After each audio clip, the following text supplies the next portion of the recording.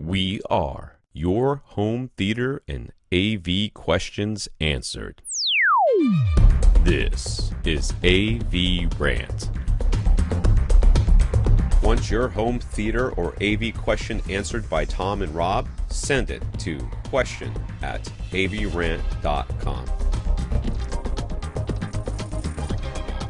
Welcome to another edition of AV Rant. I'm Tom Andry, and I'm here with Rob H. This is AV Rant. It's your home theater and AV questions answered, and it's episode number 801. Here we are, beginning a new century of podcasts, and yeah, it's all good. That's what's going to happen. We've got oodles and oodles to get to today, so I'm like biting my tongue on anything I've watched or whatever, because it doesn't matter. We'll get to the important stuff. I watched a lot of stuff. I watched Dune.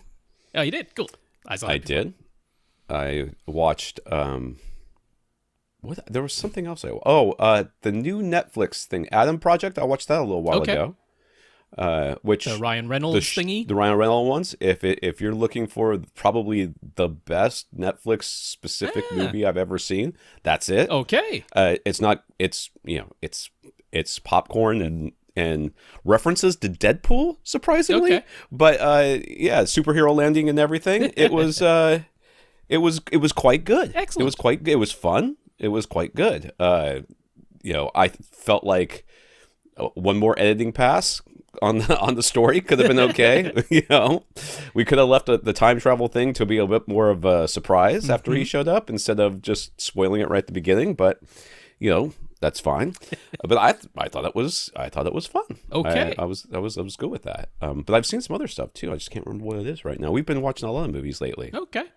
I mean, a lot of movies. Well, Adam Project, that's a good recommendation. Speaking of editing things and getting things posted, I mean, you've got some news. Well, it's not even on here. I was going to be mad at you for not even saying I wasn't anything. Sure I scrolled down and there's nothing here. Yes, Tom has finally gone and done it.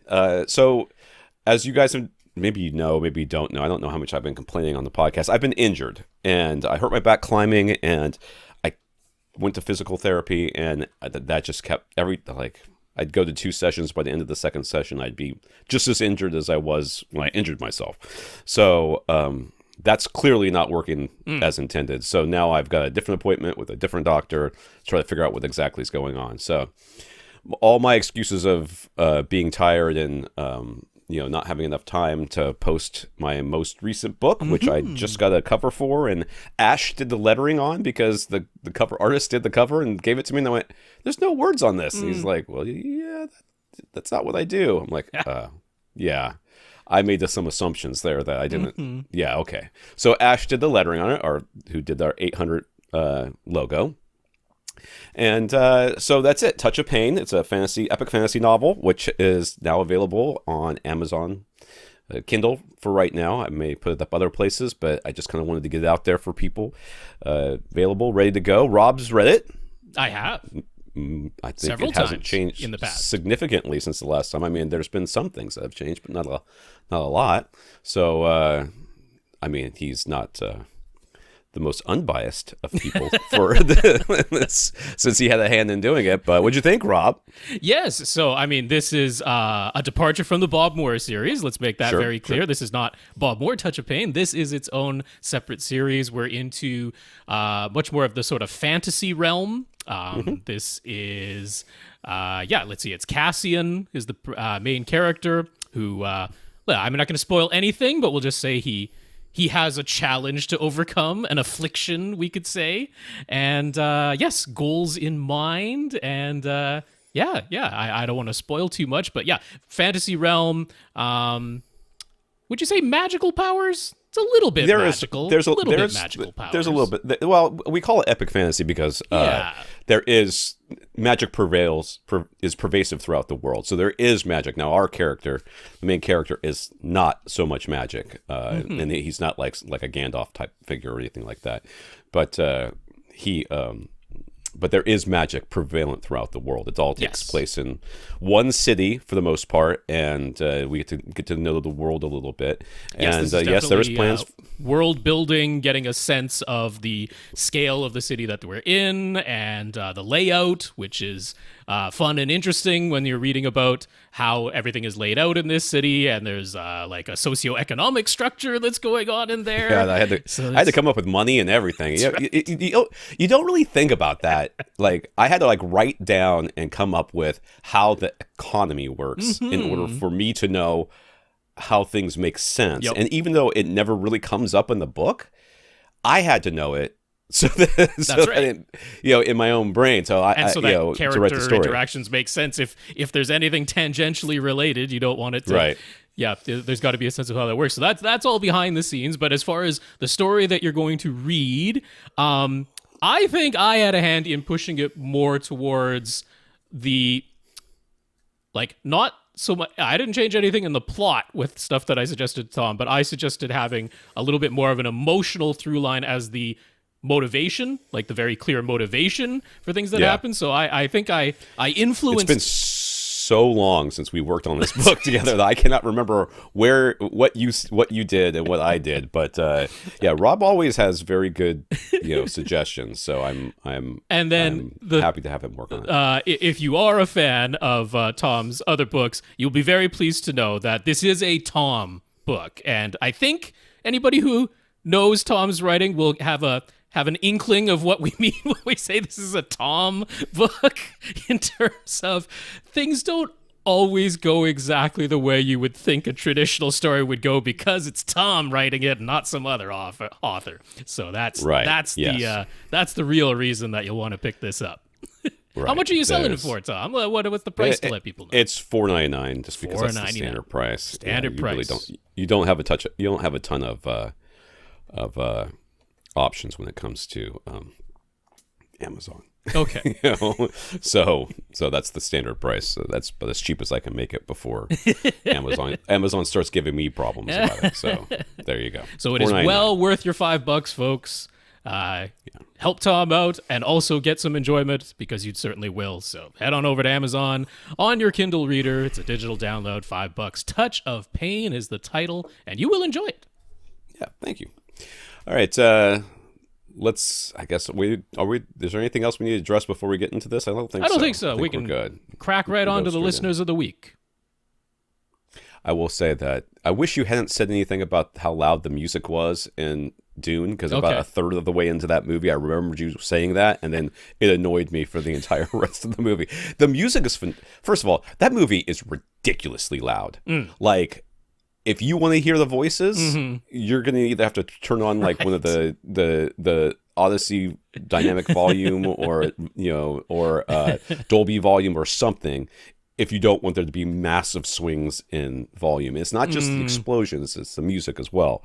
I mean, I watched it at home with my son. My wife and other two kids were gone, and we had it just blaring, and it was great. But I told my wife, I'm never going to be able to watch this while you're home. Right. I'm never going to be able to watch this while you're home. Like that was my one Odyssey chance to watch it. dynamic volume, so you have the option. I'm not going to turn it on though. But yeah, it is very, very loud.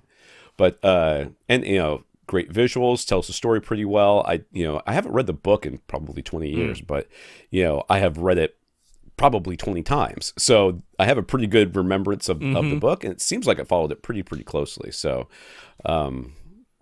it definitely should have said Dune Part 1 on the cover, though, because it really doesn't. I mean, it says it really in the movie itself. In the movie itself, it comes up, Part 1. It does. All right, this is AVRant, the podcast that answers your home theater and AV questions. Get your questions answered. All you have to do is ask. Ask by emailing us a question at avrant.com. Go to our website, avrant.com. You can see the show notes and check out our older episodes. Facebook.com/AVRant podcast, YouTube.com/AVRant. Contact Rob directly, rob@avrant.com. His Twitter's at FirstReflect. I'm Tom at avrant.com. My Twitter's at avrant_Tom. So I want to thank our listeners of the week. To become a listener of the week, all you have to do is support the podcast in some way. One of the ways you can do that is going to avrant.com, click on the Buy Us a Cup of Coffee link, and it will send you into a PayPal donation site. So we want to thank Billy for doing that this week. Thank you very much, Billy. Yeah, Billy, thank you very much for the PayPal donation. We appreciate the financial support. And we also want to thank our 146 patrons over at patreon.com. Patreon is a service where you can sign up to be a monthly contributor to our podcast. So every month they'll take a little money from you and give most of it to us. So we have 146 patrons, including James, who's part of the 2 Hour Plus Club. Thank you to all of you. Yeah, yes. Patreon.com/AVRant podcast. If you'd like to sign up to make an automatic monthly donation, you pledge the amount and it automatically comes to us every month. So 146 patrons over there. James, thank you for being one of them. And somebody got in just a little bit too late for the drawing last week. That's one extra person who's come in since last week. And yes, we can confirm that Robert W., whose name was selected by the random number generator, has eagerly agreed to accept the UMIC 1 and SPL meter from James House of Cards, who has donated those to be given away. So it all worked out swimmingly. They're in contact. Because of our professionalism, really, I think. I think so. What so, else could it have been? The preparation beforehand made all the difference. It's really putting in the work, Rob. Yeah. You got to put the work in behind the scenes so that it's seamless. That's right. Nobody knew. Nobody knew what was going on. Let me see here. Listener of the week, Billy. Billy purchased his JVC NZ8 projector from Seymour AV with their pre-calibration service. They gave him a great price as he had already bought his screen from them previously, and Billy talked us up, saying how we recommend them all the time. So thank you, Billy, for talking us up to Seymour AV. Yeah. You are one of our listeners of the week. That's right. That's very nice of you to do that. And they're great over there. So no surprises, but always very nice to hear when good service and great prices are given. So Seymour AV, we certainly like them over here and happy to recommend them. All right, we got some notes of gratitude for keeping the podcast going from Raf, Julian, Kevin, Gurinder, who says congrats on episode 800. He says he misses Gurinder the Grim nickname. Mm-hmm. I don't remember. You don't remember that one? That was definitely you. It sounds like me. Yep. Will, who says he's a longtime listener, if Tom is enjoying Afterlife, he should also check out Derek. I have seen Derek pop up on my For You list before. Both of those are Ricky Gervais things, so that's where that came from. David, Ari, Alex, who says congratulations on 800 episodes. We're his all-time favorite podcast. Wow. Thank you, Alex. Thank you. And Jonathan, who says congrats on reaching 800 episodes. He started listening when he was putting together the CDEN 3.0, and now he's up to the CDEN 4.0, and he's a member of the 2 Hour Plus Club.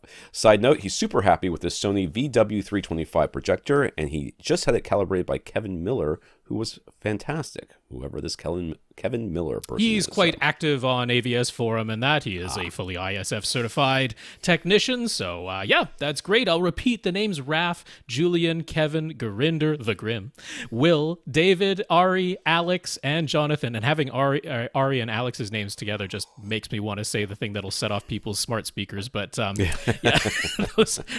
the names. Thank you all very much for the notes of gratitude and encouragement. They are very much appreciated. Did that to me on TikTok. I was watching TikTok while I don't know what I was doing, and they said that, and she went crazy. Yes. Those of you watch, I have been extremely active on Twitter this week. Okay. I've posted 2 things. I posted the book. It's a lot for and Tom. I posted a picture of the Sofabaton X1 arriving. I bought 2 of them. Right. One for me, one for my parents, because we both have Harmony remotes. Mm-hmm. And I just wanted to have a backup since, if something goes wrong. Now, I went to my parents over the weekend, and something has gone wrong. Okay. Their Harmony is no longer responding correctly, and they're having all sorts of issues. So I told them about it. They were very excited, and I said, well, I wasn't going to open it yet until they worked out all the kinks, because the Sofabaton is brand new. It's from a company that isn't super huge, and I expect there to be issues like firmware updates that are going to be pushed and very people quickly. Are definitely reporting a less than completely smooth experience. I mean, mostly with the app on your smartphone that you use to do all the setup. The hardware itself, most people are reporting, is okay. I should mention that by the time you're hearing this podcast, I should have my X1 in hand. It is scheduled to be delivered today on the day that we're recording this. Right. But neither Tom nor I can give a review of the Sofabaton X1 this week, as we simply have not used it yet, but we're hoping to give some impressions of it, if nothing else, next week.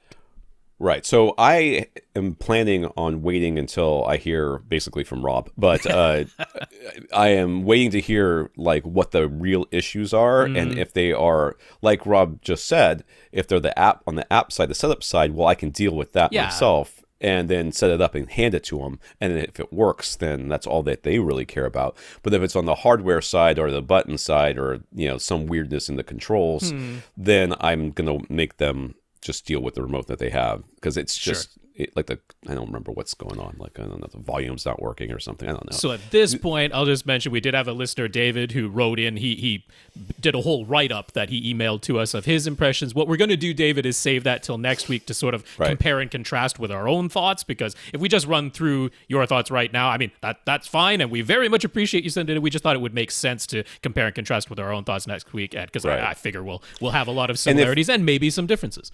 If you're getting yours, Andrew should be getting his. Yep. So, and Andrew wants to do the review on it on AV Gadgets. So, look for a review forthcoming from him soon on that. He's also, for those of you that are interested, reviewing the Monoprice turntable that just came out that we talked about. So, if you're interested in vinyl, I mean, I'll bet it's an Audio Technica under the hood, because everything that isn't a project is. So. Yeah. Well, if it is, it's unique. Okay. In that you cannot go, because I did, because I wrote up the overview of that product when it hit the market. So if you go to AV Gadgets, you'll see my write-up of it, which is just sort of like looking at it from the spec standpoint. And the first thing I did is exactly that. I went to Audio Technica. I went through every single one of their turntables and went, which is this? And it's not. Oh, okay. It's not just a reskin. Okay. Which is what I thought it was going to be. Yeah. Now, it very well could be OEM'd, and I would 100% believe that it is OEM'd from them, because they are putting out a full line. They put out new subwoofers recently, like small tower subwoofers. Yeah, they just hit yesterday. I didn't even get a press release about it, but it was over on a different website. So I'm going to write that up today as well. They are putting out a full line of like the monolith. I feel like they're going to spin it off into its own website or something. Like, it is a full line of speakers. It's now got turntables. It's got headphones. It's got headphone amps. It's got all this stuff. So they're not. I mean, I'm sorry. They're not making all that stuff in house. They're just not. They're not making any of it in house. So So we will. We'll. I got on a tangent there, but Andrew will be writing up the Sofabaton X1 as soon as he comes in, and then we'll get his opinion, Rob's opinion, and then if I decide to go ahead and go with it, my opinion, and also David's opinion. That's right. So we'll have a bunch of opinions next week. Okay. In the news, PlayStation Now is no more. Oh my God, are you kidding? PlayStation Plus, because of course it's got to be a plus, we'll have 3 tiers in June. So, okay. So there's been a lot of speculation how Sony would eventually respond to Microsoft's Xbox Game Pass. The console-only version of Game Pass costs $10 a month, while Game Pass Ultimate adds a live gold subscription, cloud gaming, EA Play, and PC Game Pass, all for $15 a month.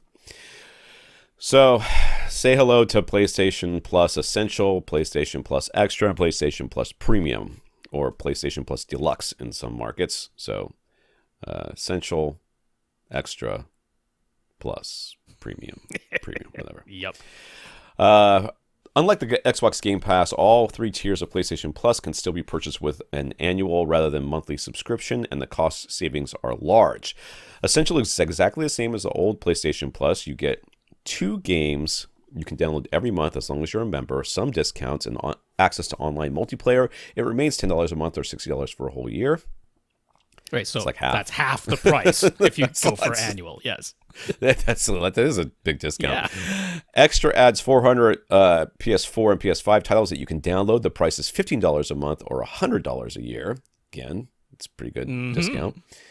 And Premium adds what used to be PlayStation Now. So you get a catalog of PS1, PS2, PS3, and PSP games that you can stream, plus streaming for PS4 and PS5 titles on console and PC. Some PS1, PS2, and PSP games will also be downloadable, but all PS3 games are streaming only. The price is $18 a month or $120 a year. So that's that. Right. So $120 a year, that's the same as Xbox Game Pass. because Xbox Game Pass, you can get 3 or 6 month cards, but there's no discount. It's the same price. It's $10 a month. And that doesn't even give you Gold Live, right? Or Live Gold, because Live Gold is another $5 on top of that.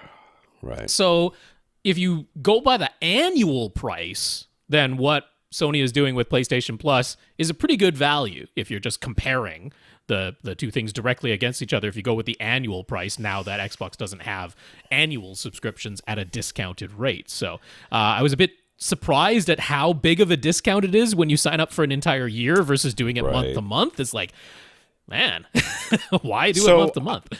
I have to ask, and I know you don't have the answer to this, and I don't know that anybody around here will, but I have to ask, how does this, who's getting screwed in this deal? Okay. Yeah. Who is losing money? Right. Because someone is, because when they made the PS1, PS2, PS3, PSP games, there was never a thought for streaming. That was never going to be an option. So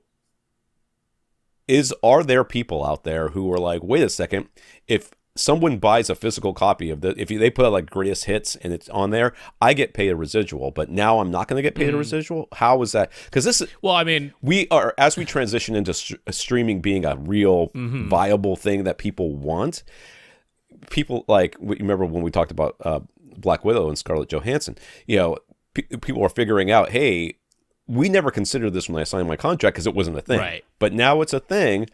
I should still be getting something because I'm getting something from everything else. Why am I not getting something from here? Because this is my intellectual property or my hard work. Well, the huge difference between Xbox Game Pass and any of the PlayStation Plus tiers is that the day and date releases of first-party titles, that's not happening on PlayStation Plus. Right. On Xbox Game Pass, you sign up for Xbox Game Pass, you get Microsoft first-party titles day and date with the day that they come out. They just show up as part of your subscription, no extra charge. If you want the DLC, the downloadable content, you got to pay extra for that. But if you just want to play the title, it's there day and date. That's the huge value of Xbox Game Pass. And then as far as any third-party titles showing up on Xbox Game Pass, I mean, it's up to them. They can work with Microsoft and say, hey, yeah, we're going to make this available on Xbox Game Pass day and date, or they don't. It's sort of up to them on that. So PlayStation Plus and these various tiers, I mean, these are all catalog titles that are showing up as part of the subscription service. And if you go up to the PlayStation Premium that has what used to be PlayStation Now, that's the game streaming as opposed to downloading, like that's all backwards compatibility. That's what that's there for.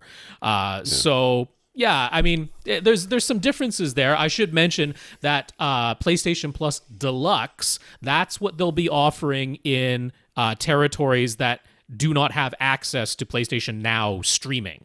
So if you're in a country that supports PlayStation Now streaming today, then you will have access to PlayStation Plus Premium.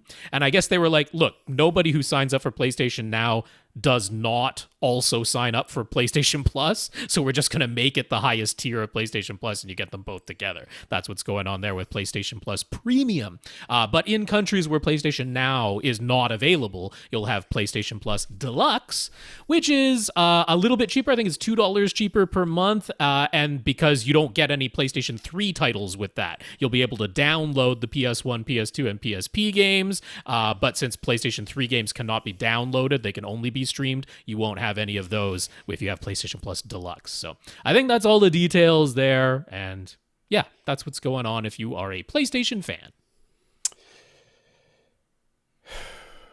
I have such a hard time as a human being, really. Like, I understand the concept of why these are popular services and why people would want them. And I could see myself as a college student wanting these things and having these things and enjoying these things. But as a father who barely lets his kids play video games because they get absolutely sucked into them and everything else. And my kids are like, well, there's esports now. I'm like, I know there are. And, like, I could be an esports person. I'm like, you need to practice a lot more. And they're like, but you won't let me practice. I said, I know. That's why you're going to go to college and get a degree. The people who make a living from playing esports, there's some kind of mutant people that play games at a level completely unfathomable to my abilities. So. Every single college we toured with my son has in the works esports teams and plans for teams. So, there is a lot more, there's definitely going forward, we're going to see a bigger and bigger push towards this. And as more and more money becomes available, but it's still the best of the best of the best.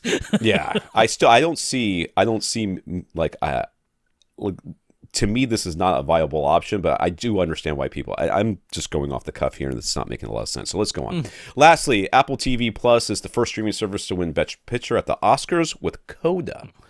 CODA. I thought wasn't Netflix up for a movie too? They were. Don't Look Up dog was, one? And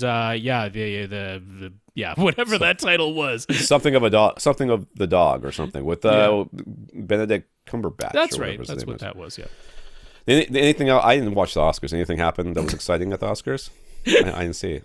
I don't watch the Oscars. I've watched the Oscars. I mean, are you genuinely asking, or you saw some of the social media stuff and you're just? I am. I do not live in a bubble, okay. Rob. So that's good. Did anything exciting happen? Nothing happened. Nothing happened. The CODA winning Best Picture was the only thing of interest. Absolutely nothing else happened. Honestly, genuinely, I don't want to talk about it. I don't want to give it air. I don't want to give air to the stupidity that went on at this year's Oscars. I don't know if it was a work or a shoot to bring in some of the wrestling terminology to this whole thing. But either way, they were just absolutely desperate to get on TikTok, and they did. So great. Thumbs up to you for that, I guess. So I found the whole thing just gross. Comments from our listeners. Gurinder the Grim started converting the hard branches of his HVAC ducts that run above his theater to insulated flex ducts. One thing about DIY, you end up spending more on tools than you might have anticipated. With them finishing and unfinished and hanging down, he couldn't help but think they looked like the sandworms from Dune. They do a little bit, I suppose. He was also happy when Tom said there was here's to another 800 episodes, because his wife didn't think it was a common phrase, and when he said here's to another 14 years on their 14th anniversary, she took it to mean 14 more years and then we're done. So now she's sure to have he put us up to saying it just to cover his butt. Dude, that is totally a saying. And that is something my wife would do to me, and we would have a massive argument about it, because English is her second language. I mean, it's not really, but it is. It seems to be just enough of a second language. Like, she moved here when she was 9, so she doesn't have an accent or anything like that, and she doesn't even really feel like she speaks her native language all that well. She's like, I speak it at like a 3rd grade level.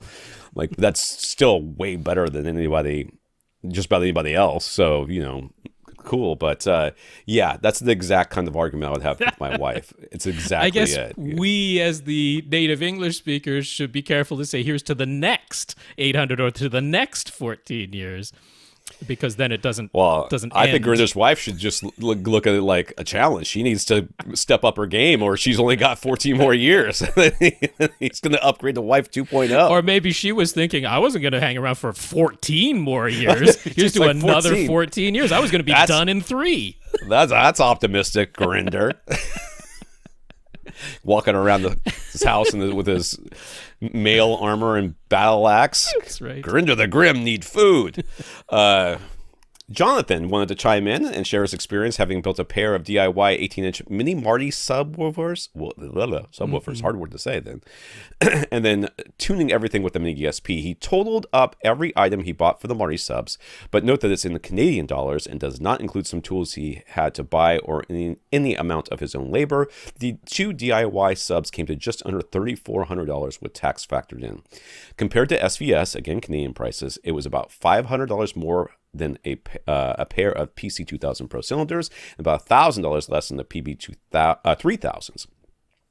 A pair of 18-inch models from PowerSound Audio would have been $2,000 more, but it took him 4 weeks to build, and he just went for a basic black finish. So, DIY is for sometimes, like, well, even what Gurinder said, about tools and stuff like that. When you hire a professional to come do something at your house, you're paying for two things. I mean, obviously, you're paying for their expertise, which has to do with years of experience in training and making mistakes, and then knowing how to adjust for those mistakes and avoid them in the future. All the things you will not know how to do, and you're also paying for the tools, because sometimes the tool that you have, you're literally only going to use it for this one job, and then but if you don't have it, that job becomes nigh impossible. Right. So yes, you're paying for those two things. And these DIY solutions are really for people who are willing to put up with the aggravation of not having the right tools, the aggravation and the cost of making mistakes and having to fix them, and also don't value their time at all. And if you're in college and you're on a super strict budget, your time may not be worth anything. So maybe that's maybe that's it. But it's still not like you're like, people online are like, oh, I just make a Marty sub for half of what I would, what it would cost to buy one new. It's like, it's really not. It's really not. It's not that. So his advice, same as ours, it's really only worth it if you get enjoyment out of building them yourself. To him, the process became tedious. No complaints about the end result, but if he had paid himself for all the time he put in, buying some SVSS subs actually would have cost less. And I would say probably quite a bit less. As for the miniDSP, again, he recommend not worrying too much about it unless you get enjoyment from putting in hours of measurement and trial and error. If that sounds tedious, then maybe don't pull your hair out over it. So yeah, that's come around to our way of thinking a little bit there. that's a lot. Yeah. That's a lot. I mean, just the drivers are $1,000 for the two of them, or whatever they are. Yeah, they're ridiculous. All right, Karl heard Jason's issue with his JVC NX7 projector and how it doesn't always respond to his remote's on command, even with the original remote that came with it. Karl just wanted to check: is that the JVC that truly doesn't power up at all when the remote's on button is pressed, or is it just that no image appears for what seems like quite a while? Because if it's just that no image appears, that's normal. Every JVC that Karl has owned takes quite a while to warm up after the on button is pressed before anything shows up on screen. So for Jason, try getting up close to the projector, press the on button on the remote once, and listen to hear if the fan starts up inside the JVC. If it does, just wait, and the image will show up on screen. It might take 15 seconds or more. Without having to press the on button once more, because once you've pressed the on button, it's not like the power button, power on, power off. It's just on. These ones are not a power toggle. It's on over and over. So yeah, I didn't think about that. No, I didn't either. My projector, I can hear the fan. When I press the button, it's got a little indicator got a fan. Light. There is an indicator, but it's behind me. I can't see it. Press the button. The light on the side of the projector, which I can see reflected off the ceiling, will flicker, and then the fan starts up. But the thing that tells me the projector's on is it's got an automatic lens cover. Okay. And that opens. Yeah. And when that opens, I'm like, okay, well, it's coming. Give it a second, because they do take a little while to warm up. Yeah. But yeah, that was a good thought. I mean, I'm not sure. That might not be the case. It might be that, Jason was like, no, it's definitely turning on, once it receives the command. But Karl is right that it might just be that he was expecting it to be a bit like a TV where you press on and something immediately happens. Maybe not the entire image and lock to the source yet, but something, a light of some kind shows up on your screen. Maybe that's what was being anticipated. And if that's not what's happening, and it's just a matter of, I have enough time to press the on button several more times before any light comes out of the projector, then that's worth considering. So hadn't thought about that. And thank you for the comment, Karl. Okay. I think we're ready to get to the questions here. John is back to report that the comfort noise setting on his NVIDIA Shield, comfort noise. This I talked about with Lee. Yes, it's a setting in the NVIDIA Shield to make sure that your AV receiver basically never loses signal lock. There's always a little bit of sound coming out of the NVIDIA Shield with the comfort noise setting. It's what it's called, man. I can't change the name. That's what you have to look for in the settings. Very dumb name. I know. Did not make any difference when it comes to the scary zap pop sound that happens anytime he switches apps or simply pauses or skips forward and then resumes playback. I know what you're talking about. I know that sound. Okay. Yeah. So he is still getting the zap pop pop noise, and he still needs to unplug both NVIDIA Shield and his Outlaw Pre-Pro to get it to stop for a little while. And it still comes back. The unplugging just one device or the other still doesn't do anything. All of his devices are plugged into the same Furman PL8C power conditioner. Anything that uses 3-prong plug has all three prongs plugged in. Oh, yep, tongue twister. No 3-prong to 2-prong situations. He's using monoprice slim, premium high-speed certified HDMI cables and monoprice Star Quad XLR microphone cables from his Outlaw Pre-Pro to his amps. The only other cable is his monoprice Cat 7 network cable going into the Shield. All of the same brands and models of cables are also used with his Roku 4K Express, and that is totally fine. Only his Shield makes the zap pop pop noise when the audio signal changes. So any further ideas, and should he be concerned the noise might damage his speakers? Noise isn't going to damage your speakers unless it's, I mean, if it is, you would know, because it'd be stupid loud. Right. Like the one time I've damaged speakers with a test tone, there was no thought, there was absolutely no, I mean, I was jumping for the remote. Right. As the sound started, I was like, oh, they gotta try that. It was too late. So no, it's not going to damage your speakers. It is very annoying though. That's been his thing. So yeah, I mean, Lee and I went through it, and I suggested the comfort noise thing because that's a setting you can flick on or off in the NVIDIA Shield, right. So why not give it a try? But that wasn't the fix. And then I wasn't entirely sure. I was reticent to dive into the idea that there might be some sort of electrical static charge or something like that. That's why I said to check the grounding situation. But he's like, everything's plugged in properly and it's all into a Furman power conditioner. So you said, Tom, that you know what he's talking about with this zap pop pop sound. So what has been your experience on it? Because we didn't get your take with it last time. No, I don't have any solutions, unfortunately. But I have heard that sound before as you switch inputs on, different devices as I've tested things over the years. It really sounds like this is an Outlaw issue because of everything else. My guess is that Outlaw, since it's it's there are a reason why the main why people don't just have garage built AV receivers out there. It's a very complicated device, and if it's not done right, you can have weirdness you don't anticipate. I'm guessing that it's the Outlaw is the issue. I don't know what the solution would be other than to stop using the NVIDIA, I guess. Which I'm sure he doesn't want to do. Yeah, I mean, like I can recall the first ever Yamaha receiver that I got. For whatever reason, occasionally it would lose a lock on Dolby Digital signals, and it never happened with DTS. It was strictly with Dolby Digital signals. It would sometimes, for whatever reason, lose the signal, and then when it came back, it was not decoding things properly, and it made this horrible squealing, squelching sound that would go on until I turned it off and turned it back on again. This is not as bad as that. This is just a momentary zap pop pop sound that happens when the decoder changes or pause and resume playback. But I'm like, I can't really think of a solution either. I don't know the exact cause. If none of your other devices are doing this, then what are the chances that, I mean, could it be some sort of static electricity thing? It doesn't really sound like it, because this tends to be like a decoder lock error. That's what typically causes that sort of sound, in our experience anyway. Right. I wish I had something better to say, but I don't really have a fix for this. No.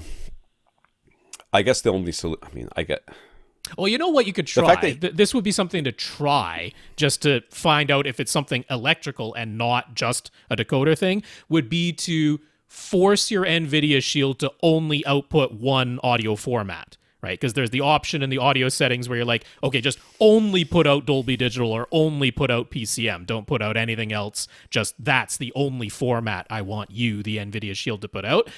Like, obviously, you're not getting the highest audio quality from every single service and source if you do that, but just as a trial, do that in the settings, and if this zap pop pop never happens, like even with the pause and play again, then we'll know that it's just a decoder issue that's going on at that point. So that would be the other thing you could try for free. Yeah, I guess the other thing I would think... could it be that the connection between the two AV receivers, between the HDMI, is loose somewhere? that it's not a good connection. I don't know that is something that you could. I don't know. Wiggly HDMI causing that. That seems really unlikely. Well, have fun, John. John has also started to come around to our way of thinking regarding subwoofers. When John first started writing to us, it was all to do with his DIY subwoofer plans, but as he's continued to price things out, see our above post, and then run into supply and delivery issues, he settled on getting a pair of price monolith subs. Yes, you see, for that, you don't need a lot of money. What you need is friends to help you move the dang things, because they're expensive.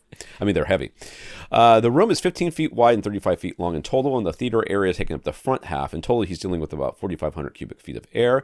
For budget and size reasons, the monolith M12 is the model that would work best for him, and for budget reasons, he would start with one and then add a second sub later. He's also come around to our suggestion of putting the eventual dual subs at the midpoints of the two side walls, which is what we suggested a long time ago. But since he'll be starting with just one monolith sub at first, we have a suggestion as to which side would be the safe bet as he starts as the starting point. We should be aware that the left wall has a hallway opening, so this is not a perfectly rectangular row. So you would do the one sub with the subwoofer crawl. Yeah. In theory. And that one might not be the midpoint of one of the side walls. Yeah. When you're starting with just so one you put sub. the subwoofer. For those of you that haven't heard this 1,000 times, you put the subwoofer on your chair, and don't tell me it's too heavy. You sit on it, and I know you weigh more than the sub. Put it on your chair, and then you go around and play sweeps through the sub, go around the room, and just like sit in all the different places that the sub could be, and wherever it sounds most even, where the volume doesn't change as dramatically, that's where you put it, and that's where you're going to put it for right now. When you get the second sub, you're going to put them like you said, midpoints of the two side walls. It does feel like that subwoofer right needs to go forward a little bit, but well, that's just a drawing, so yeah, that we'll talk about that later. But yes, that's what you'll do for this one single sub. And I didn't mention at the very beginning, and maybe I can find them real quick. Those monolith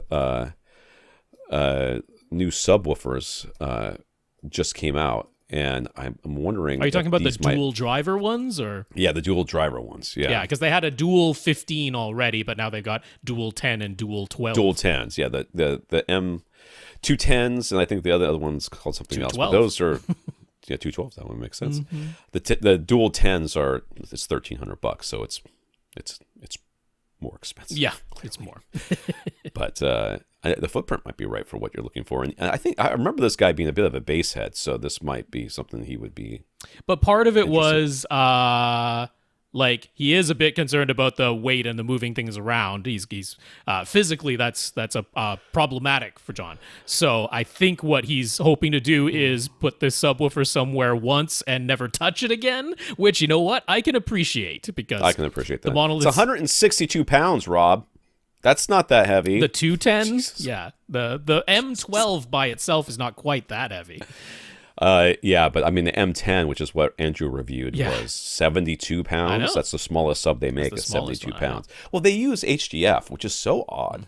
But because I've actually the people the subwoofer manufacturers that I've talked to, and I've asked them about MDF versus HDF, which high density fiberboard, have said that they didn't want to use the HDF because of where it starts to resonate. And so obviously Monoprice has done something, or whoever's making these subs for them have done something. Well, if you laminate it and glue it and all that can damp it. So that's probably what they've done. They've done something. So, but it still make it very heavy. But yeah, for John's case, like if this is a case of for physical reasons, you just want to plop this sub down once and not concern yourself with it, just be aware for the time being that while you have just the single sub, you might not have the most linear. You definitely won't have the uniform, but you might not have the most linear. I would probably put it on what you've shown as the right side wall across from the hallway opening. Do I have any really good prediction to say that that's going to be somehow better than the left? No, I don't, but I'm just like, that's the convenient place to put it. It's out of the way, and I would plop it there and then just live with the results until you get the second one, if that's the way it's going to go. Right. No, I agree. I mean,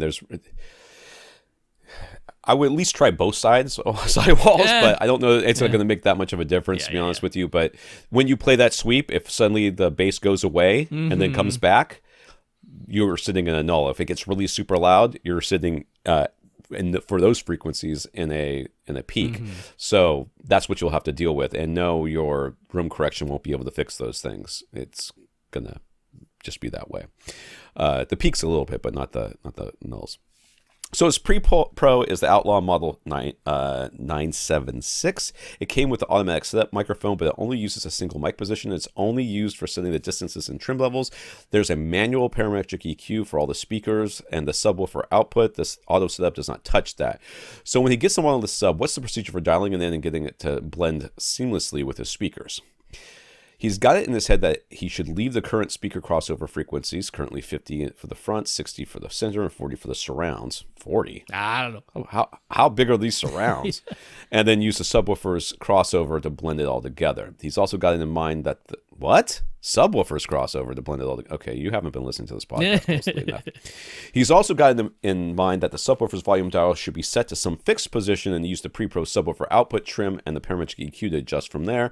But he's open to coming at things in a very different way based on our advice. So how does he tackle those? Well, don't do any of that. Okay? Don't do any of the things that you just said. Don't do that. First of all, I don't know why your surrounds would be crossed over so low. That is insane to me. It probably doesn't make a sonic difference, but I would never cross my surrounds over that low. I won't see any point in doing it. I would change all of your crossovers to 80 hertz. You do not decide arbitrarily that you're going to put your subwoofer volume dial to a level and then adjust everything else in the pre-pro, in your case, or AV receiver for most people, because there's just not that much adjustment, and you don't even know how close you are to having it at the right volume by whatever volume level you decide to set it at. So you're not doing any of that. You're also not using your subwoofer's crossover at all. Full stop. That is going to be disabled. Built into the sub. Not necessary to use that. That subwoofer dial should be turned all the way up or set to defeat or whatever. Bypass. It might say bypassed. Yeah. So what you're going to do, and this is old school because, your receiver, it'll set distance and trim anyway. So, I would run that, set all my crossovers to 80 hertz, run that.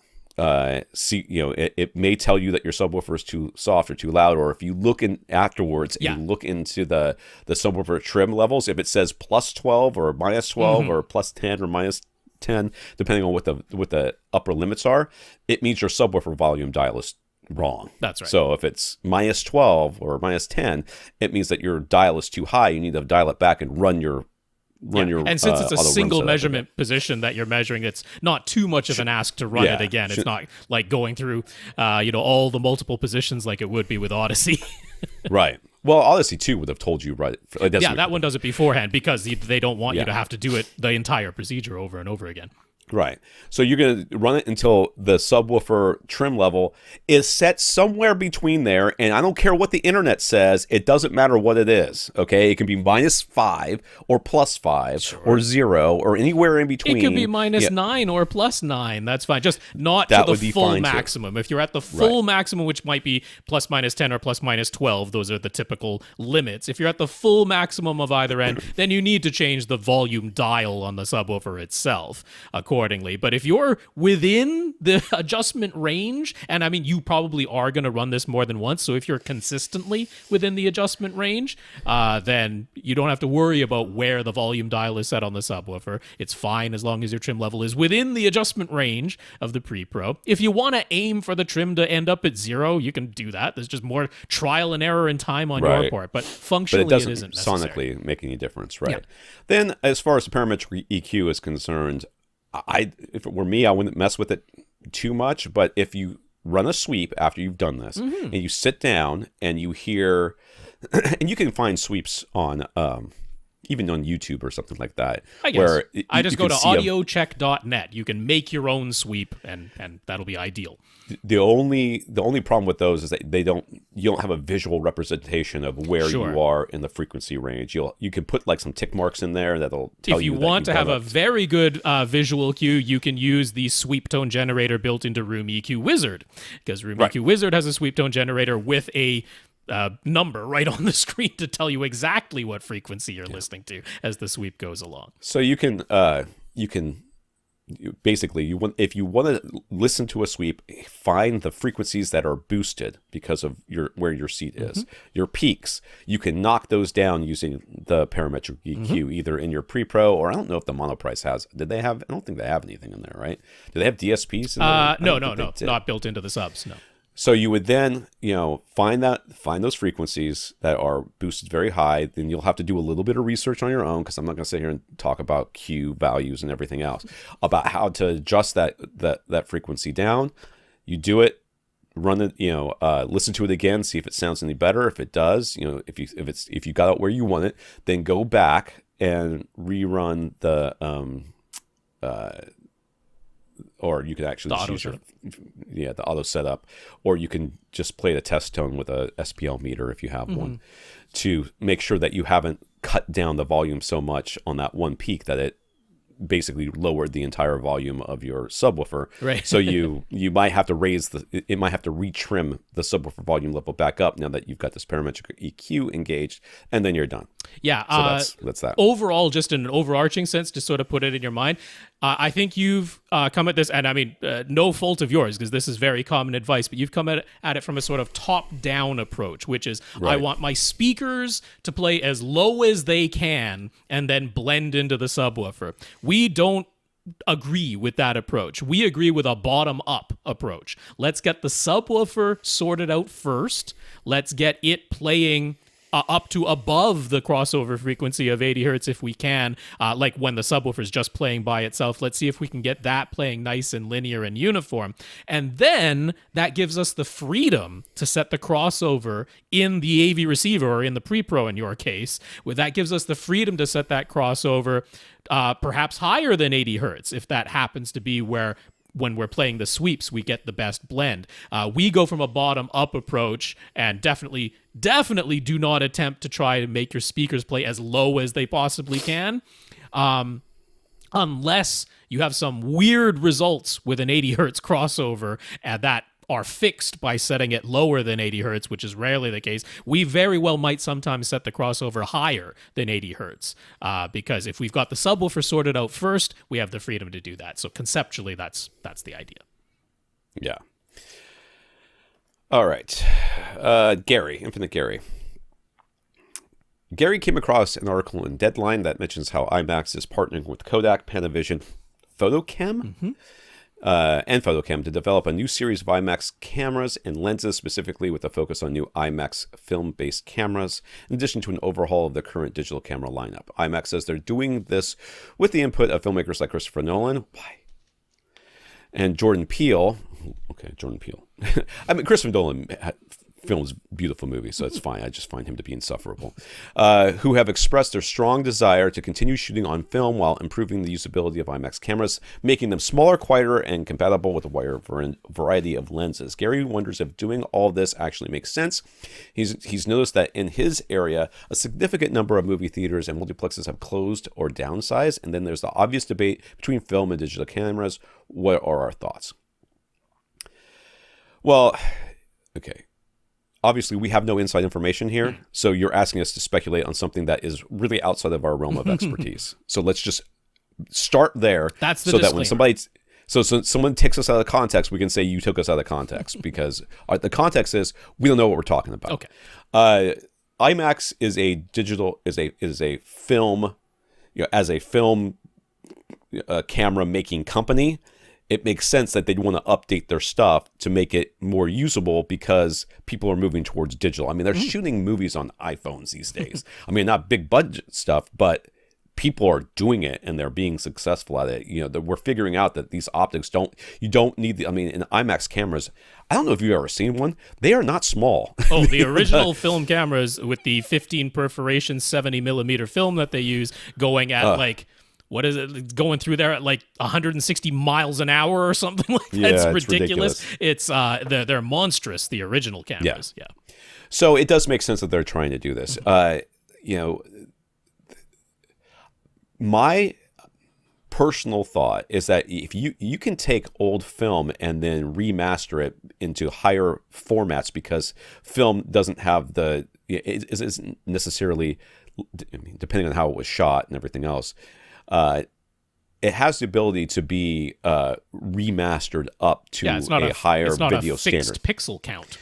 Right, which is what we have with digital. Yep. So something that was filmed on a digital 2K camera will never be anything more than 2K. Right. It can never get higher than that, whereas film can. So I do appreciate that. That being said, I mean, at what point do we stop caring about the number of pixels? I think we are already there. I think 4K cameras that are on the market right now, we're really never going to need anything more than that for making films. Now, people are going to enjoy and they're going to want to use film. Great, I have no problems with that. But I guess my thought is, good on them.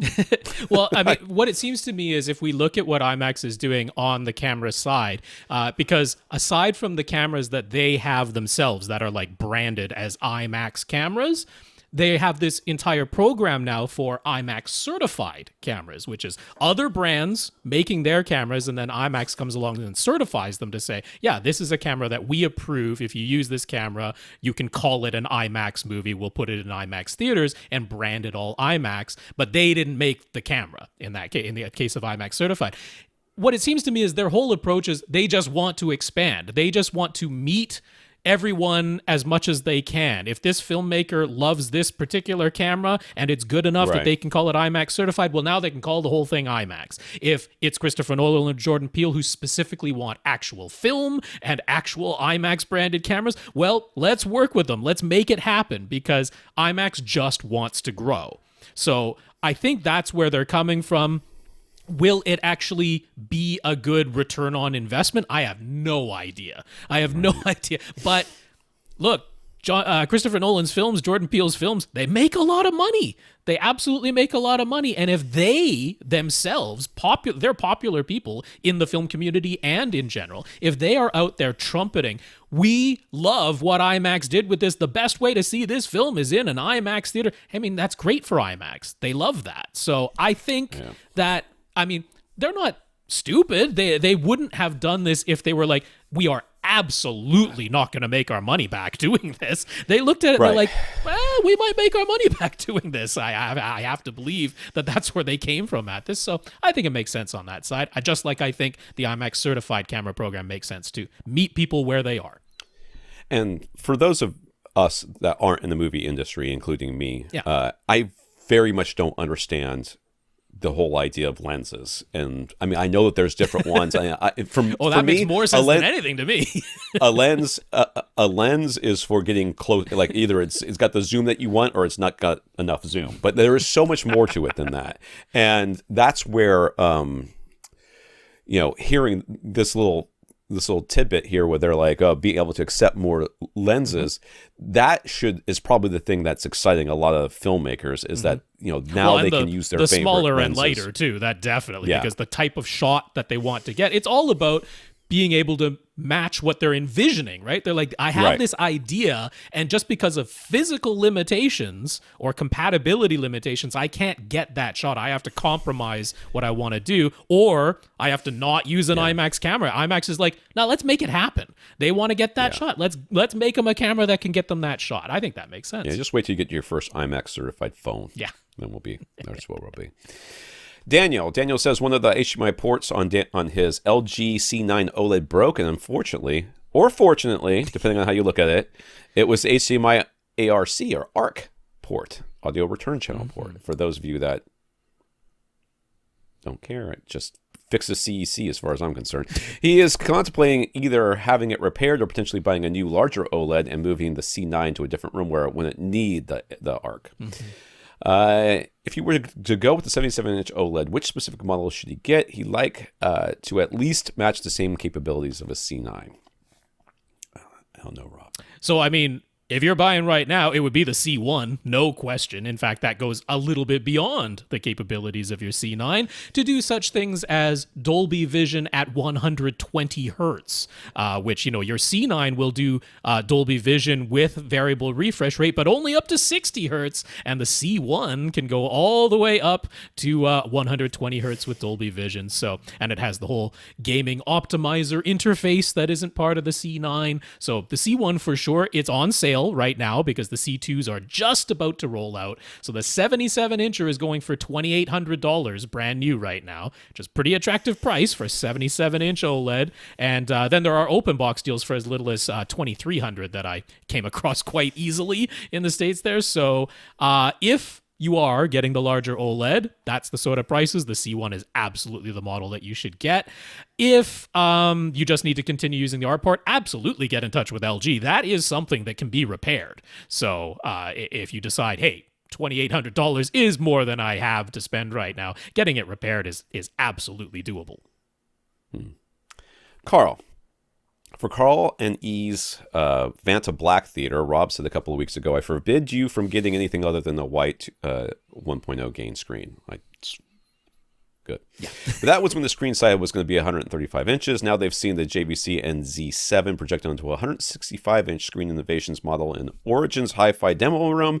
And while both Karl and E had notions of installing that same 165-inch size afterwards, everyone was in agreement. The 150 inches is what will actually fit best. So 150 inches it is, and it's still going for a solid fixed frame screen. The front 3 speakers will be installed on either side and below. And now to decide on the screen fabric. Origin Hi-Fi gave them 5 options from Screen Innovations: a pure 1.0 gain screen, a 1.3 gain white, a 0.85 gain gray. Why on God's green earth would you need that? And then 2 ambient light rejecting in a room that is meant to be Vanta Black. That's right. Even you if you need had ambient light rejecting. Even if you had like a lamp on, there's no reflected light in the room that you're building. But you'll see why. Okay. Ambient light rejecting slate materials, one with a 1.2 gain, the other with a 0.8 gain. Karl is hesitating because the demo room was using a 1.2 gain slate material and it looked amazing with the JVC projector at 165-inch size. They want to be equally dazzled in their own theater, so which material is best for them? The one that will give you HDR, which is not 150 inches.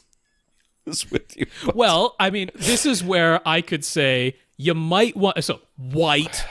Okay, not white, gray, yes. not ambient gray. Light rejecting. No, you there's no ambient light. Do not need those. So white, but because you went up in screen size, right. Maybe the 1.3 gain. Maybe the 1.3 gain white rather than the 1.0 gain white. What happens there? What's the downside of getting a little bit of more than 1.0 gain? Gain just means that the light is not diffused completely evenly in every direction. That's what 1.0 gain means. 1.0 gain means that the light comes in and it is completely diffused. That means you can go to like 179 degrees off axis, be facing that screen basically completely sideways, and the amount of light you get there is almost the same as the light you get from facing straight on. That's the idea of a Lambertian diffuser that completely scatters the light 100% evenly in every direction. That's the pure 1.0 gain white screen. The 1.3 gain screen is a little bit more directional. More of the light is reflected back the way it came, right? Back towards the center.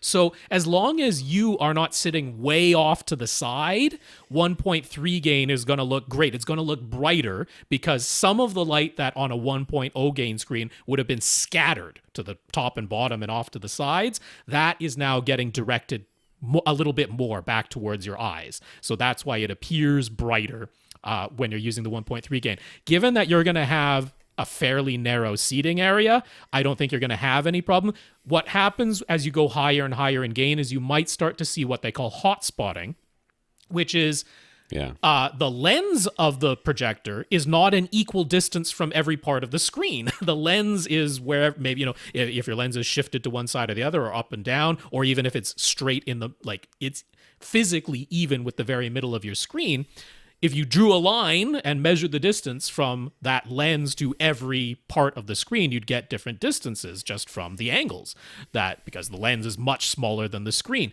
So when you go in really high gain and that a little bit more of light is always being directed back towards the middle, it can make it so that the middle of the screen looks brighter than the edges of the screen, or some portion towards the top. If your projector is ceiling mounted and it's more towards the top of the screen, that portion up there looks brighter than the rest of the screen does, and you get what they call it hot spotting. It looks brighter in that one little area that is closest to the lens of the screen. So 1.3 is usually about as high as you ever want to go. If you go higher than that, you'll typically start to see some hot spotting for sure. I'm tempted to tell you to still just get the 1.0 gain screen, because if you want absolute accuracy, that is what gives it to you. Yeah. But if you want HDR on a 150-inch screen to look a little bit more dazzling, then the 1.3 gain makes all the sense in the world. It's one of those two. It's none of the others. I know what they're going for here, and I'm very worried that they're going to get this whole room set up the way they want it. They're going to turn on their projector and then be like, the blacks on the screen are not black. Oh, they won't be. Because I tell you right now, they won't be. On the 1.3 screen, it's going to be even worse. Even a little bit worse, that's true. Than on the 1.0 screen. So with your focus, first of all, with your focus on wanting everything to be absolute black, you really should be looking at an OLED. I know they don't make them in the size that you're looking at. I mean, this was part of the reason why he's saying they're not going to go for acoustically transparent, because when micro LEDs are ready, then they'll go to a micro LED. So he's aware. And I mean, he's owned JVC projectors for years, so he knows that black is not actually 100% black. I mean, I know that, but at the same time, I'm just like, I don't know why you would compromise your black levels. Yeah. So this is what I'm really tempted to tell you to just stick with 1.0 gain and just realize that HDR is not going to look dazzlingly brighter than SDR. That's just going to be the way. Right. You really should just talk a little bit more with Origin Hi-Fi. Stick with white. You have 2 options now instead of 5. That there. Yeah. You do not need ambient light rejecting. 100%. Who in their right mind would ever? It's just because that's what they saw in the demo room. But the demo room was not Vanta black. It had light-colored walls. You don't have ambient light. What's our take on the seemingly common practice of referring to the smaller multiplex IMAX theaters as LieMAX? He's fortunate enough to live in an area with a massive full 1.43 to 1 aspect IMAX with laser 4K auditorium, but their local AMC theaters also have IMAX rooms. So there's no question. The multiplex versions are smaller with a 1.9 to 1 aspect screens. Some of them are lasers, others are digital 2K, but he doesn't think they deserve the name LieMAX, and it's still the best room in the whole multiplex, and as his wife E says, it's better than no Max. So what do we think? I've heard people talk about LieMAX before, and I've never given it much thought. I mean, to me, it doesn't matter. I mean, I first of all, I've been to like true IMAX theaters and watched and stuff like that, and it's not necessarily my favorite way to watch a movie, because most of the time the images are just way too large, and it makes viewing not that much fun. When I go to a movie theater, the big screen is important, but more important to me is the sound. And the IMAX theater, no matter if it's got the right size and everything else, is almost always the best sound in the place. Sure. And that's what I'm going for. Because they actually test it, and if the theater is not matching the testing requirements, they lose their license. So it's it's like THX used to be, because there really aren't any THX theaters anymore. Here's where the difference is, right? When there are features that are actually shot with the original IMAX 1.43 to 1, very tall aspect ratio, like some of the portions in Christopher Nolan's movies and some of the portions in Jordan Peele's movies that we just mentioned, you don't get that entire 1.43 to 1 image on the multiplex IMAX theaters that are 1.9 to 1. Some of the image is cropped off. That is just a fact. And that's where a lot of the LieMAX came from, because they're like, you said this was shot on full-on 15 perf 70 millimeter film IMAX cameras, and some of the image is literally missing, so you can't call this IMAX. That's where that came from. And you know what? I see a little bit of that. Now, the majority of what we're getting in IMAX theaters these days are films that are either converted to be compatible with IMAX theaters, or they've been shot on the digital IMAX cameras that use the 1.9:1 aspect ratio. That's like all the Marvel movies, right? They weren't shot at 1.43 for the IMAX, if it's the whole thing or just the portions. They were shot at 1.9:1. So when those are shown in the multiplex theaters, that's what it was. You're not losing anything. Right. I've got no problem calling that. Actually, IMAX has recently address this a bit. They are now referring to the full-sized IMAX theaters that are the 1.43:1 aspect ratio screen, the taller screen, and capable of still showing the 70mm film. They're referring to those auditoriums now as IMAX GT, IMAX Grand Theater. That's the new branding that they put on it. So, you know what? I'm like, that's all you really needed to do. That's really all you needed to do, was have some kind of distinction between the digital IMAX theaters at 1.9:1 and the ones capable of doing the full 1.43:1. If you want to put Grand Theater GT on the end of it, I'm like, that's all you needed to do, and now we can call them that. All right. Raf has 4 SVS SB3000 subs, one in each corner of his theater. Odyssey Multi-QXT32 seemed to do a good job of delivering nearly perfectly linear bass to all his seats. But for his personal preference, he wanted a little more kick in the chest. He tried using the Odyssey Editor app, but he found it too fiddly and too time-consuming to do a bunch of trial and error that way. So he tried using the parametric EQ that is built into each of his SB3000 subs instead. And he's quite happy with the results after adding a 4 dB boost centered on 50 Hz on all 4 of his subs. But he would like to know, has this messed up Odyssey's correction, or does it just sort of sit on top of the Odyssey reference curve? Is that okay? I feel like you could have done this with the Odyssey Odyssey Editor app just as a lot more easily than you did with this. But the fact that you've already done it, so Odyssey corrected your subs, put a EQ into your room so that you're getting linear bass across all the frequencies, but you've decided that now that's all done, you've run Odyssey, you've engaged Odyssey is on, Odyssey dynamic EQ is on, everything else. You've decided that you want a little bit more bass in certain frequencies because of that kick in the chest. Tactile feeling, thump you physically in the chest. I get it. And rather than doing what most people do, which is just boost up everything or just turn the volume of the subs up. The entire subwoofer trim level, which will be all the frequencies that the subwoofer is playing. You have just taken and putting a little 4 dB, which is not little, but a 4 dB bump or centered around 50 hertz in all of your subs. Has that somehow invalidated Odyssey? It has not. You have literally done exactly what you wanted to do, and it shouldn't be a problem because you almost certainly had, I don't know how big his room is, but almost certainly had the headroom in your subs to do this without worrying about them damaging themselves or bottoming out. Yeah. So this is fine. The one little tricky thing would be if you ever decide to run Odyssey again, you would need to deactivate the EQ that is in the subs themselves, because otherwise the subs themselves, no matter what signal is coming into your subs right now, they are boosting at 50 hertz, and of course to either side a little bit in this hill Which is why it would be better to do with this with the Editor app, because then the curve... Then it's just applied to all of them within Odyssey itself. But I get it. I mean, it is a time-consuming thing if you need to trial and error it at all.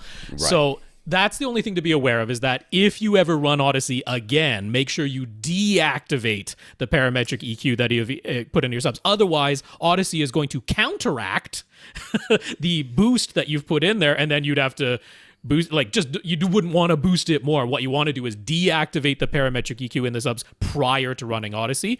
Run Odyssey, then put the parametric EQs back on. So it's just the order of things, that's all. The only issue that I ever find, and I recently ran across this with what I will call an idiot on Reddit, who I didn't bother arguing with because there was no point.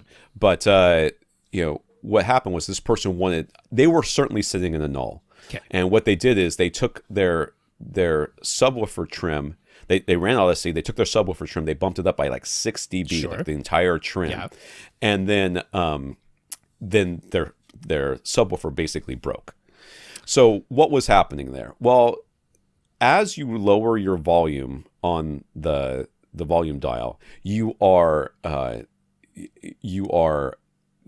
engaging, especially if you have dynamic EQ on, you're engaging those curves of equal loudness. Yes. So what you're doing is, so now when you're listening at a lower volume, because that's the general volume you are comfortable with in your room, which may be loud. Sure. Like, let's just say, like in my case, I was watching Dune. I think we were at like -5 or -7.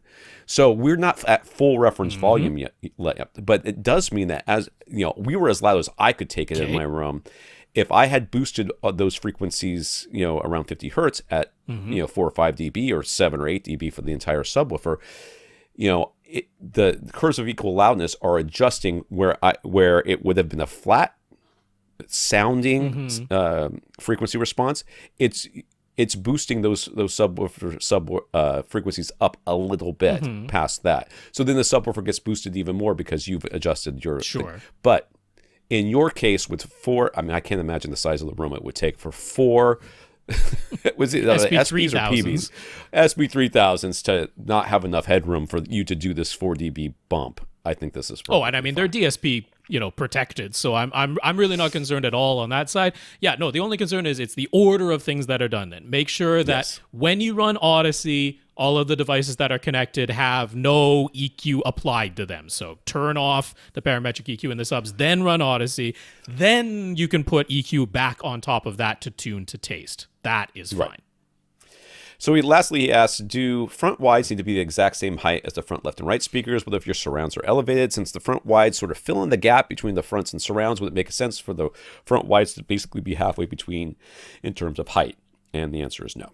They should be exactly the same height. They are basically designed to control that first reflection. So as the front wides, they're like an active first reflection instead of a passive reflection. That is the best way to think about it. They are an active first reflection. So they are connected to the front speakers. They are not filling in the gap. They're not like a front surround. I mean, to be fair, yes, when you're using the up mixer, there is some of that where it's like matrixing what's in between. So, I mean, his line of thought is completely valid. Oh, completely understandable. Yes. Yeah. But like I said, I mean, I've experimented a lot with front wides. I've found if you're gonna do them, it's almost like the center speaker, right? If you're gonna do it, you need to do it right, because doing it wrong is worse than not doing it at all. I would rather not have a center speaker than do a center speaker wrong. That's sort of the way that I think about front wides as well. So I'm very picky when it comes to front wides. I say they must be at plus and minus 60 degrees in terms of azimuth, front, left and right angles to the left and right of center, and I want them to have their tweeters at exactly the same height as my front left and right speakers. I want that to be at ear level if that's the way the speaker's designed. Some speakers are designed to actually have you a little bit higher or lower than the tweeter, but most speakers, your ears are at the same height as the tweeters, and the front wide should be that same height, because that's in my experience, when you're using actual content that is designed and mixed to work with front wide speakers, that's the way you want to have them. Julian. First up, a while back, Julian sought our advice for a TV and soundbar for his in-laws. We suggested the 75-inch Sony X90J and the Vizio M512AH6. That's the soundbar. I can't help it. They were able to take advantage of some President's Day sale prices, and they love their new setup, so he's grateful. And now we can get back to talking about him. But thank you for the update. I'm really pleased that they are happy with it, and that's wonderful. Julian's theater area is roughly 13 by 21 with an 8-foot ceiling, but then it's open to lots of other areas. There are stairs down to the entrance of the house at the back. The stairs are at the back. A hallway at the back that leads to a couple of bedrooms and the bathroom. A big opening on the right covered with a curtain to a small dining and bar area, and that is open to the kitchen. So acoustically speaking, the right side and the back are all open.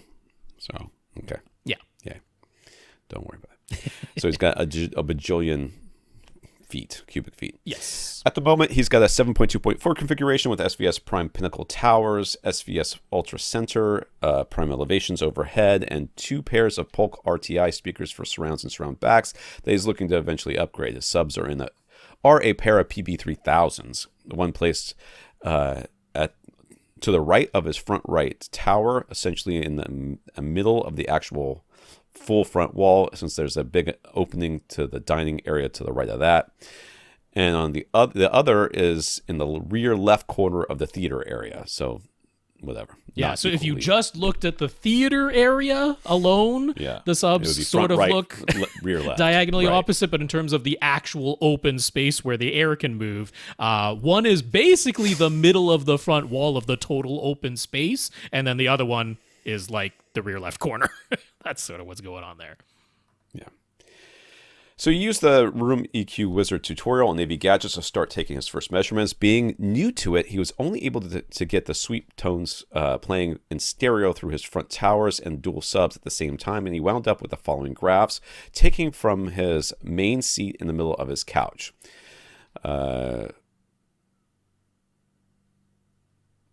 I don't get what I'm reading here. Green equals sub pointed at desk, and red is sub pointed at couch. Yeah, so this you'll read a little bit more about that later. So these are not multiple seats or different setups. This is like one of the subs gets physically rotated at some point. Yeah, he doesn't really have placement options for his subs. One of them could maybe move to the front left corner, but that's about it. He did try pointing the rear sub either at the back of the couch or sideways into the corner at his desk, and it didn't make a difference in the measurement graph. Neither graph is a nice straight line, but he reasonably expect there's even any improvement to be had. So if you look at this, it's very strange. So the red is pointed at the couch. So he looks like if he points it at the couch, it's getting a little bit more of a suck out between 43 and the general area hertz. Between 40 and 50 hertz, there's a dip if the sub is pointed at the couch, the way we might expect it to be. There's less of a dip between 60 and 70 if he does it that way. And then there's a massive suck out around 80 hertz, just above 80 hertz. In both cases, though. In both cases. We do need to keep in mind, these graphs are both front speakers playing together with both subs playing together. So there's 4 bass producing things at 80 hertz all going on here. Now, what this does indicate is that you might need to do some adjustment to the phaser polarity setting, because we're basically getting a cancellation at 80 hertz where the front speakers and the subwoofers are all playing together. So if you were to flip the polarity on both subwoofers together, you flip their polarity to the 180 setting instead of the 0 setting, or if they're already at 180, set them to 0, chances are that 80 hertz cancellation, because this is with the front left and right speakers playing with the subs, that'll probably sort itself out just by flipping the polarity on the subs, because this is a cancellation. Now you might actually end up with a boost at 80 hertz. That's possible, but your room correction program will be able to take care of a boost where it can't fix this cancellation. What you're seeing with this change in where the dips are happening when you physically rotate the sub, that's what happens if you adjust the phase knob with fully variable phase, because you are doing the physical version of rotating the phase knob. You are altering the relationship of what direction are the two drivers of the two subwoofers moving in relation to one another.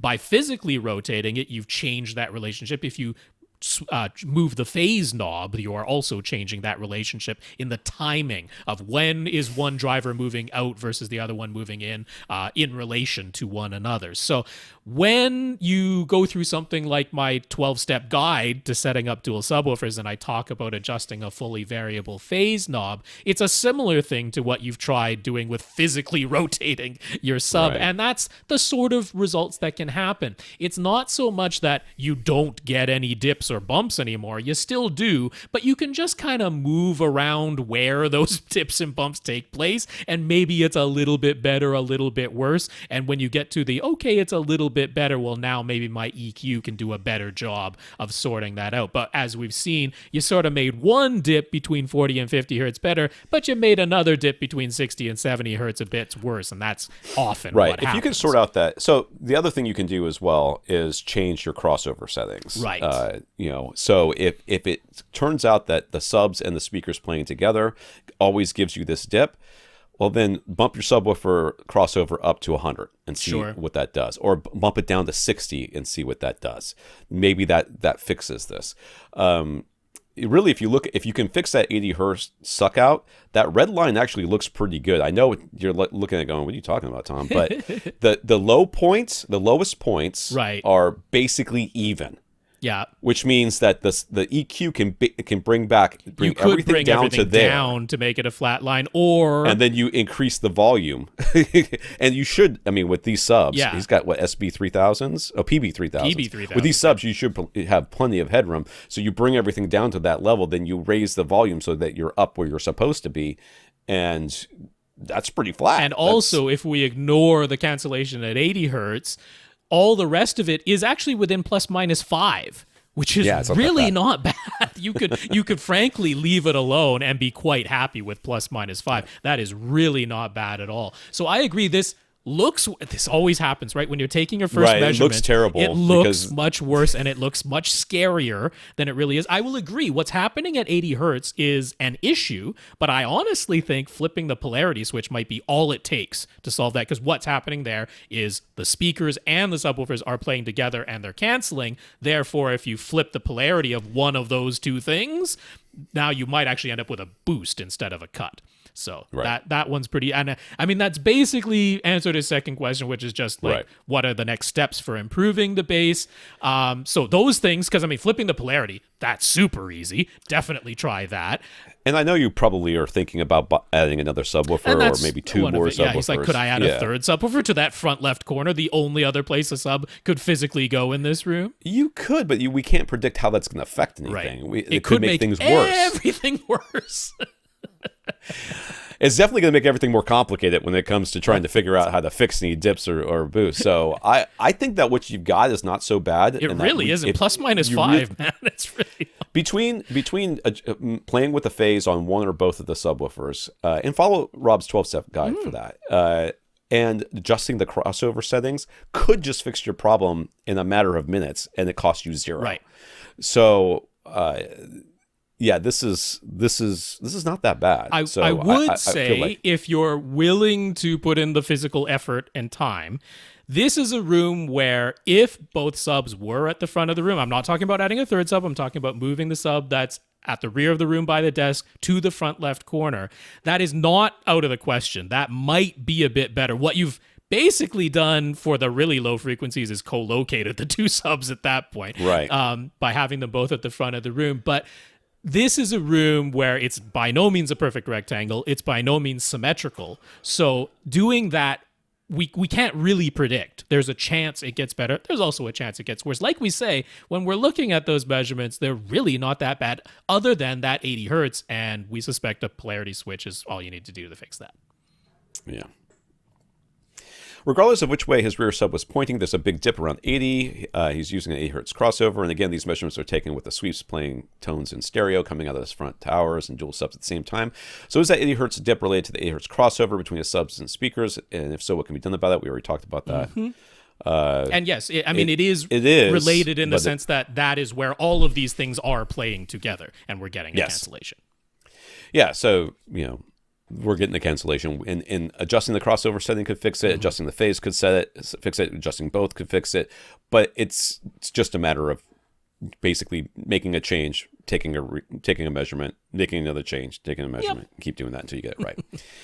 Is physically rotating a sub to either point at his seats or one of the walls any sort of issue? Is it normal for the graphs to change when he does that? Yes, you've changed the phase, and it's not an issue. It's just what it is. Yeah. You don't have to worry about it. He does have the Odyssey Editor app, and he's seen the advice to use the app to curtain off Odyssey's corrections so it doesn't touch anything above 200 hertz. Should he do that? I mean, we don't see anything on this graph that would indicate that, because you don't have anything above 200 hertz. Right. Except that there's a massive dip there for some reason, but we don't know what's going on there. We don't have any data that tell you, but I don't do that.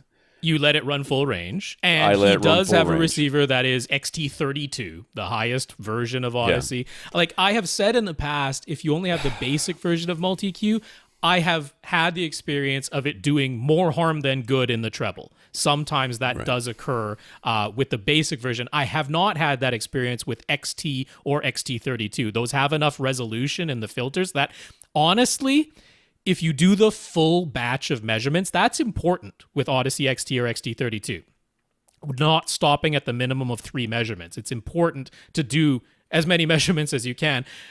if you're worried about this full range correction thing, because honestly, when you do that, the full barrage of all 8 measurements that you're allowed to do, it typically ends up doing very, very little in the EQ to the treble, because as you measure these multiple microphone positions that are in different spots around your seating area, it discovers that, hey, if I cut this frequency because of this one location, it's going to end up boosting it in this other location, and vice versa. And therefore, the EQ, end up doing very little to the signal, so as not to make one seat worse and in order to make another seat better. So typically it's fine to leave it full range, particularly with the ones that have the high resolution and multiple measurement positions. The general advice of limit the EQing to the bass, I'm not 100% opposed to that, because there are plenty of programs that take only one or a very limited number of measurement positions, or they don't have enough resolution in the filters in the treble to do a good job, and I have seen them do more harm than good. So I'm not against that advice completely, but in your case, I'd say run it full range. Yeah, I find that people just like to make arbitrary rules that they have decided that, because they're doing something different, they feel superior for the people that aren't doing it different. And I think that's 99% of why people do this. I honestly believe that that's what it is. It has very little to do with them thinking, them hearing a difference. They've got multi-Q XT32, or they've got miniDSP and all this other stuff, and then they can do as much as they want, but they are like, oh, I gated off here because that's the room transition mode and blah, blah, blah, blah. Shut up. Just shut up. He says he can't really add corner bass traps. Would they even help? Yes, they'd help. They wouldn't hurt. That's for sure. Yeah, but and don't tell me you can't, and because you can, because a tri-trap will fit in that front left corner just fine. Oh, I suppose.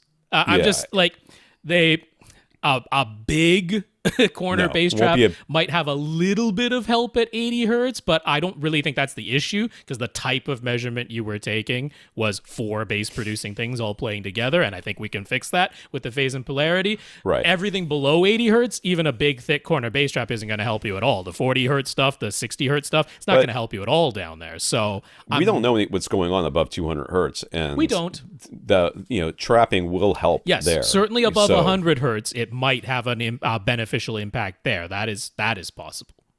Yeah. So I would, if you can, add any sort of room treatments to your space, and that doesn't just include this room. It could include the other rooms that are adjacent. And don't forget about printed panels. They are nice.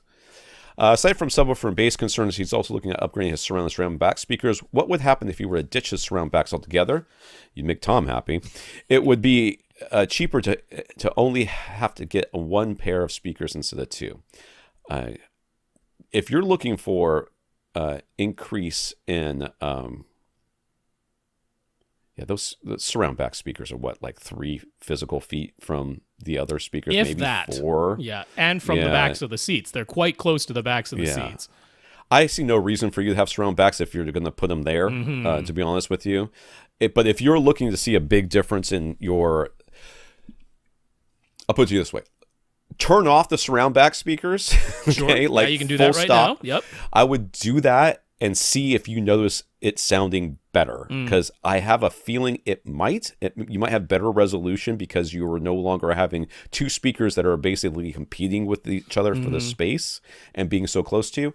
But then when you upgrade your surround speakers to something else, expect it to sound exactly the same. I don't think that those Polks are going to be remarkably worse than it's probably going to be the SVS speakers that you're going to put there. He wants it all to matchy match.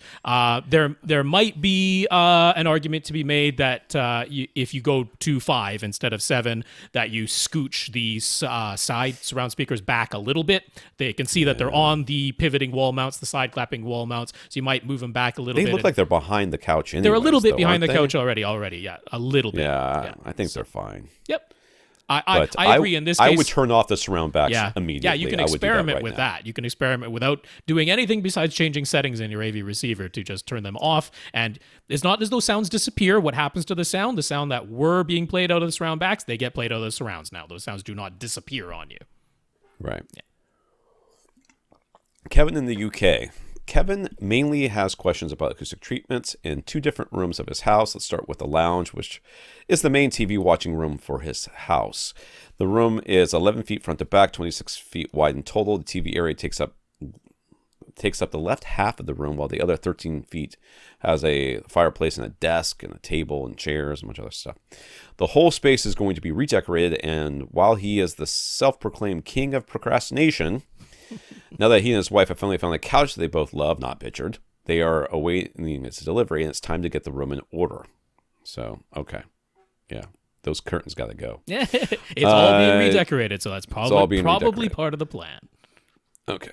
There's a bunch of stuff here. Looks like you can see how much that fireplace is being used right now.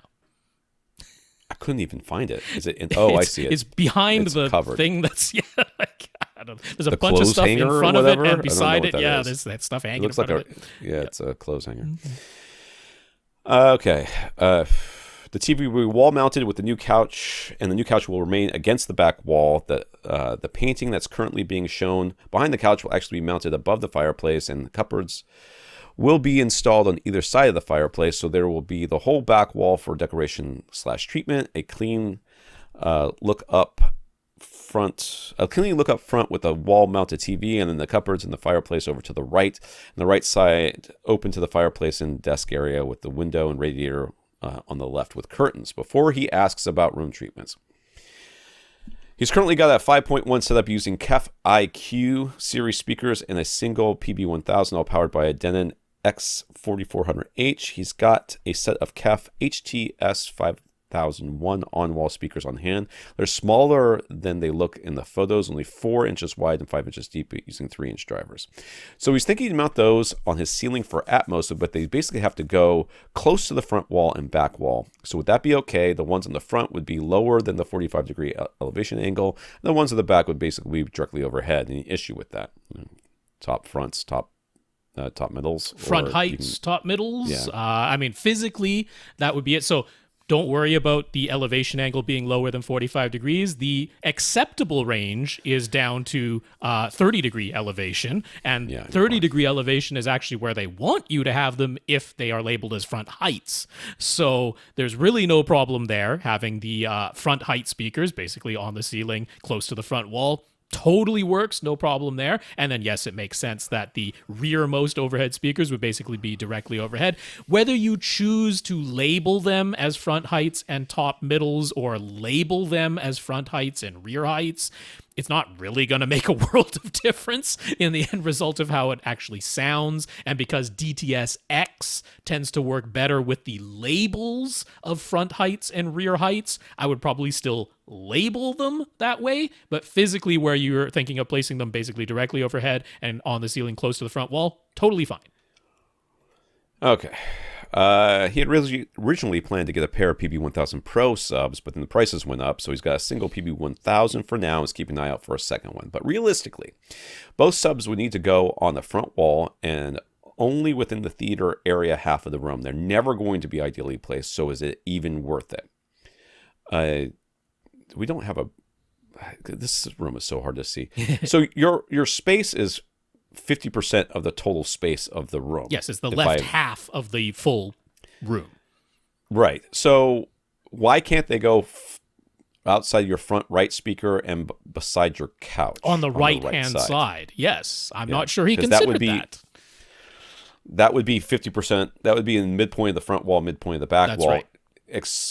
Assuming that this area is enclosed, which it probably isn't, but let's pretend it is. Even if it isn't, that's still likely to work best acoustically. And will it be worth it? We can't really predict unless we know that the exact dimensions of the room and everything else. So, and chances are, if you actually put the subwoofer to the right of the front right speakers, so more or less the middle of the total front wall, right? Consider the entire front wall, not just the theater area. So if the subwoofer is to the right of the front right speaker, it's basically the middle of the total front wall. Chances are, even with a single sub, that's going to sound pretty decent. Just acoustically speaking, that normally sounds pretty decent, just having a single sub in the middle of the front wall. So I would definitely try that first, because if you're like, hey, I play some sweeps, I sit in each of the seats across my 3-seater couch with the sub in the position that Rob just said and Tom just said, and you know what? It sounds pretty darn good. Then that's like, you know what? Why spend the money? Because you're already done at that point. But if you do end up with a dual subs, we're predicting that. I know it feels a bit weird to have both subwoofers on the right-hand side of your theater area, but the geometry of the room says that's not the right-hand side of anything. It's actually the middle of the room. So that should work pretty well. Now to the acoustic treatments, what should he do? They like the works of art of a particular artist, and it would make sense to have a large piece of artwork on the back wall behind the couch. Should he get a large print and then mount it in front of some installation, or should he request a digital version to be printed? He's not into making any DIY treatments at all. He would be going to GIC. So yes, you would get the digital version 100%. and then send it to GIC, and you can set it up on their website, and then they would print it and send it to you, and you would put that behind you. You also need to pull your couch off the back wall. Okay? Yeah, I don't know if that's just a little bit. Yeah, even if it's just 6 inches, 6 inches you can almost always get away with.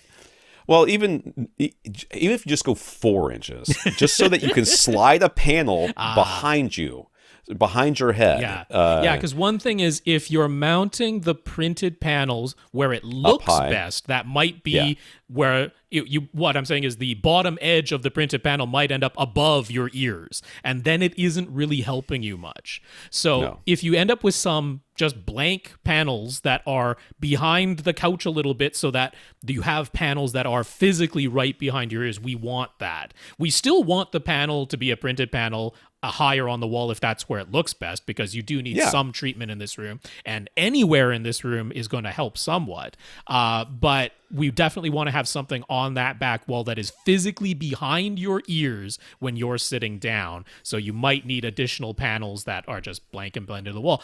I would then say I would maybe get some panels that blend in nicely with the front wall. I probably wouldn't make them decorative or accent. I would probably just have them match the color of your front wall. And I don't really think I'd do a whole lot more, because this is not a dedicated theater.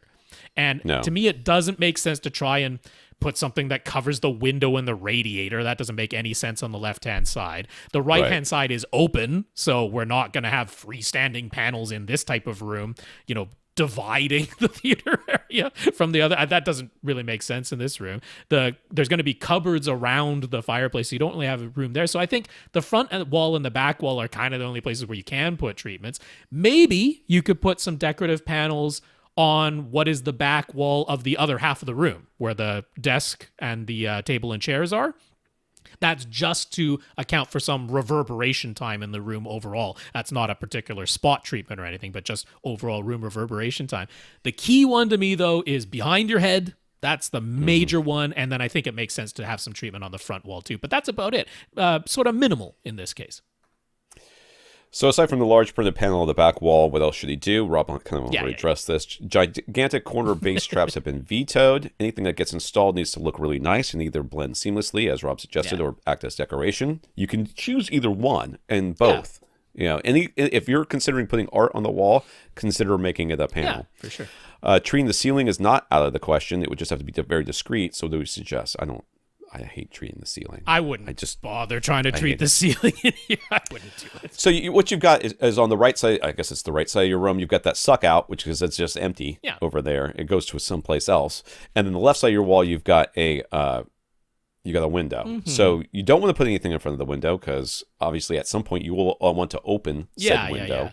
So you don't really want to put anything there. You could possibly get some freestanding panels but I don't see that happening if you've already vetoed corner traps. I would, again, and unfortunately people always think about corner trapping as being something that happens only vertically. Only vertically. Yes, I have corner traps on the ground below my screen, and you can also make them look like a soffit that runs around your ceiling edges. That's another way, which can be very discreet. Yes, in these cases. So there are ways of integrating corner trapping that doesn't involve going up the side walls and being this big black thing. you can just laying them on the ground, the corner, the tri-traps, or you can get the soffit traps. And again, it just, you can attach them to the ceiling. But I'm or attach them to the also wall. thinking, like, this is not a huge room. He is close to all of these speakers. It is a living room. There's furniture in it. There's stuff in this room. Is it going to be the pinnacle of objectively measured theaters? No, Obviously but that's not a realistic target anyway. You can have a good sounding room with honestly a minimal amount of effort put in here. Behind your head is absolutely key. If there's nothing else to be done, make sure behind your heads on that couch is treated. And after that, the rest is like a little bit of gravy, and I'm not super concerned about it. So I think we're pretty good in this room. Okay. Yeah. I mean, like, this is one of the situations where we could give you all of the things that you could do to make this room sound great, but you're not gonna. And being it's this not close really all to that the important. speakers, like, you're getting mostly direct sound anyway. So It's just a subwoofer you have to worry about. Yeah. On the second room, it's a bedroom, roughly 14 by 11. There isn't exactly a lot of wall space or space of any kind in there. So do we have any suggestions for acoustic treatments? Again, the ceiling is okay as long as it's very discreet. I mean, it's a bedroom. And he's got what looks like a somewhat absorptive headboard behind the I didn't get that far already. down. Oh, yeah. So you've already got that. Plus, if you're lying down, you're lying on a pillow. I mean, that is absorptive. Yep. I guess the only place I see that you could put... I mean, there's really no room in here for anything. I know. Does he need anything? I'm looking at this room and I'm like... Is this a reflective room? This does not look like a reflective room to me. Does he even have surround speakers? He does, yeah. They're in the little I alcove see above the bed there. Yeah. So they're nicely mounted. I'm like, I mean, I would do a clap test, and if I don't hear a zing and a ping in this room, when I say a clap test, I literally mean clap your hands. Right. A sharp clap from your hands. And if you don't hear a ring or a zing, I'm like, you're done. You don't need to do anything in this room, I don't think. Yeah. Again, really this is not a dedicated theater, and it's already kind of full and absorptive. I'm not really worried about this room at all. Billy says he was notified that his JVC NZ8 projector should be shipping soon. He ordered it back in October. He has a nook in his back wall where his Sony projector is currently mounted. There isn't a ton of space inside, but he does use the bit of space below the projector within the nook, plus the projector needs to be elevated a bit to have a clear line of sight for the screen anyways. So there's a hole in his wall, basically. Very weird. Okay. So he's become a little concerned about installing the NZ8. Its weight is listed at 50.8 pounds, so it's technically over the 50-pound weight limit of most standard ceiling mounts. And then there's clearance to think about. So he thought about installing a shelf, but the projector is so deep, 20 inches, plus JVC recommends 8 inches of air behind the projector. He didn't really find any great options that would hold so much weight. You did not look very hard.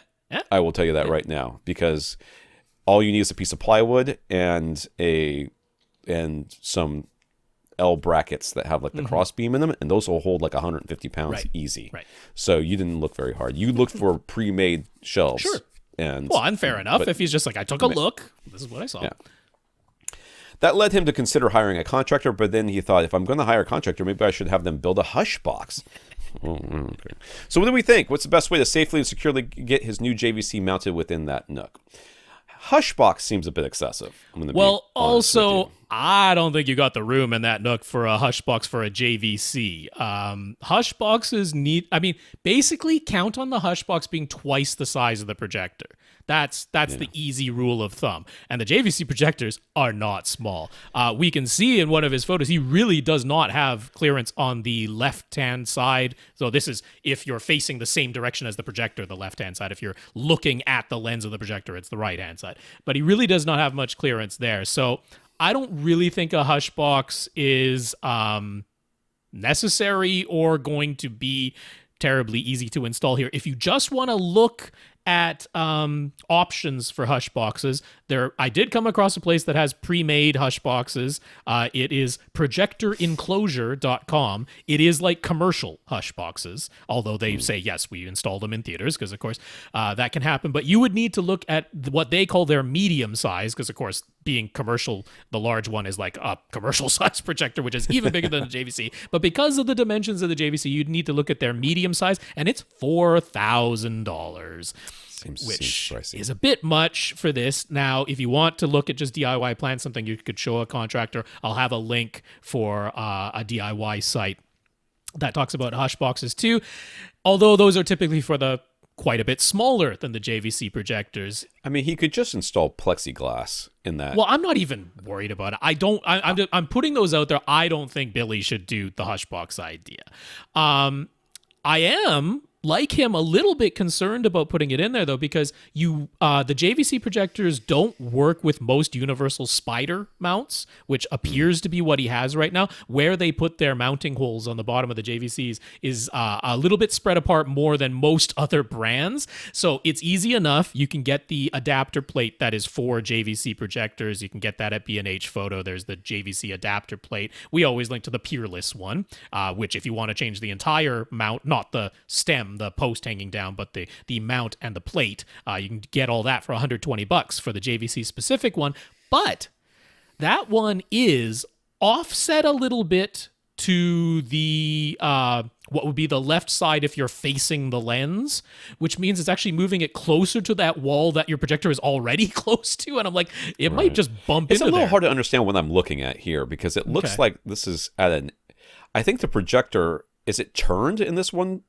No. Or is that the way it's oriented? Because if you look at when it's going through, when we're in the theater looking through the wall, you can see the front of the disc, the front thingy, whatever the case, and the projector's facing you. Yeah. But then I don't know. Well, there's an anamorphic lens in front of his Sony, so that's skewing what the lens looks like, because there's an anamorphic lens in front of it.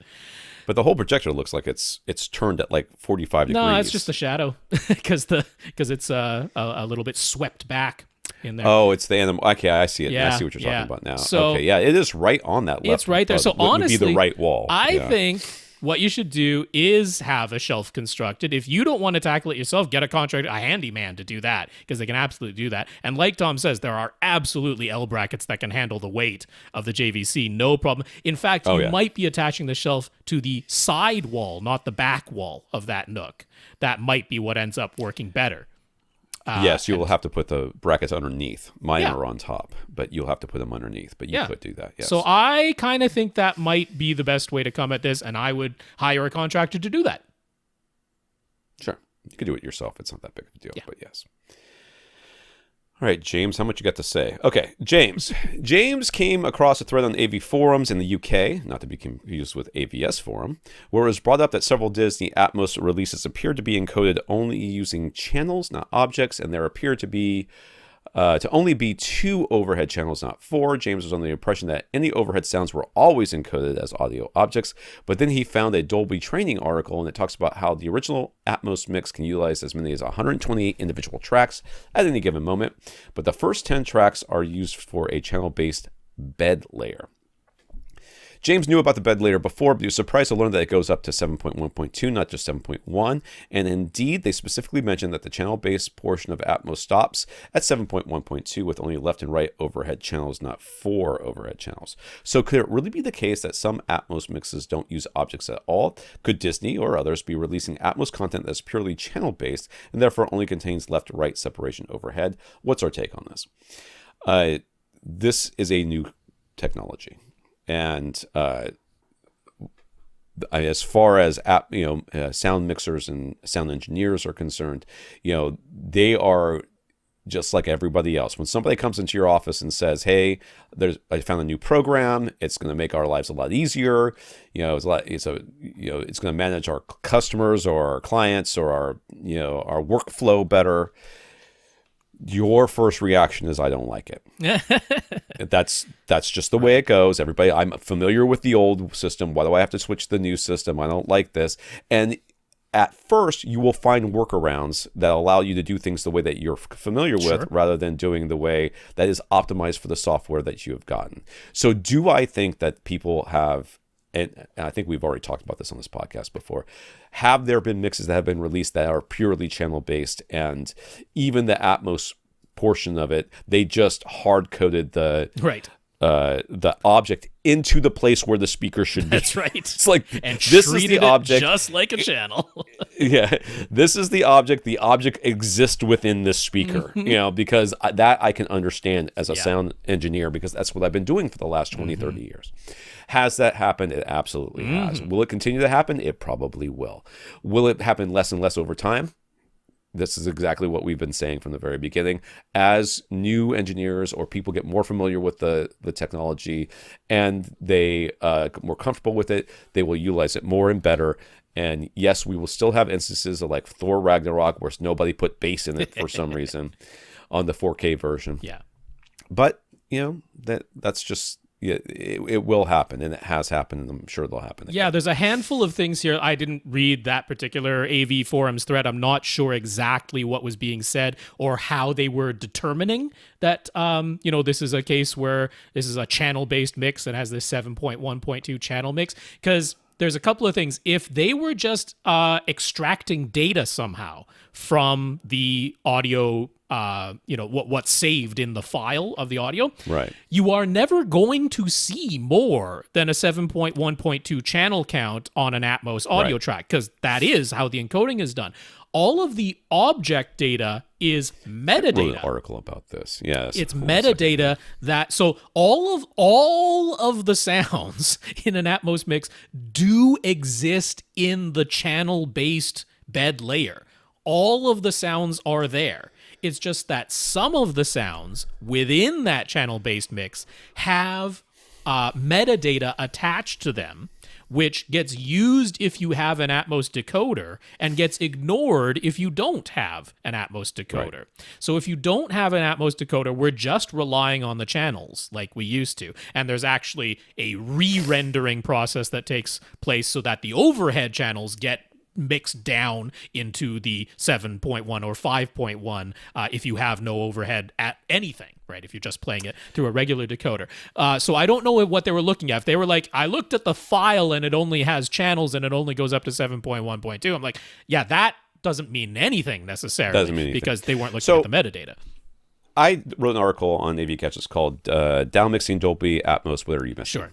So the idea here, the question was, and I had it for myself as well as I had been hearing it from other people, when I get a Atmos, what happens to those overhead channels? Where did they go? Mm-hmm.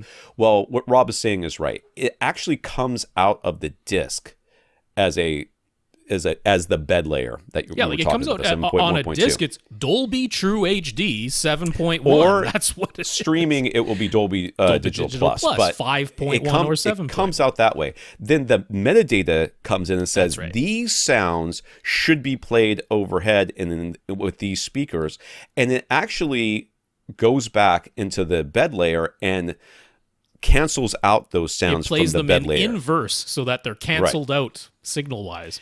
And then they go up. That's so right. The sounds were already in the bed layer. So when they extracted this and they looked at it and they said it's nothing but bed layer, well, the sounds were always supposed to be there so that it is backwards compatible. The Atmos mixer actually deletes the sounds from the bed layer, moves them to the overheads, so that you are missing nothing. Yeah. So Rob's that's a very astute observation and assumption. If people were just and like if they weren't walking around their theater and like listening to the different speakers and stuff, if you just look at the raw file, you are not going to see Atmos channels. You're not going to see objects. Because that is not how it's encoded.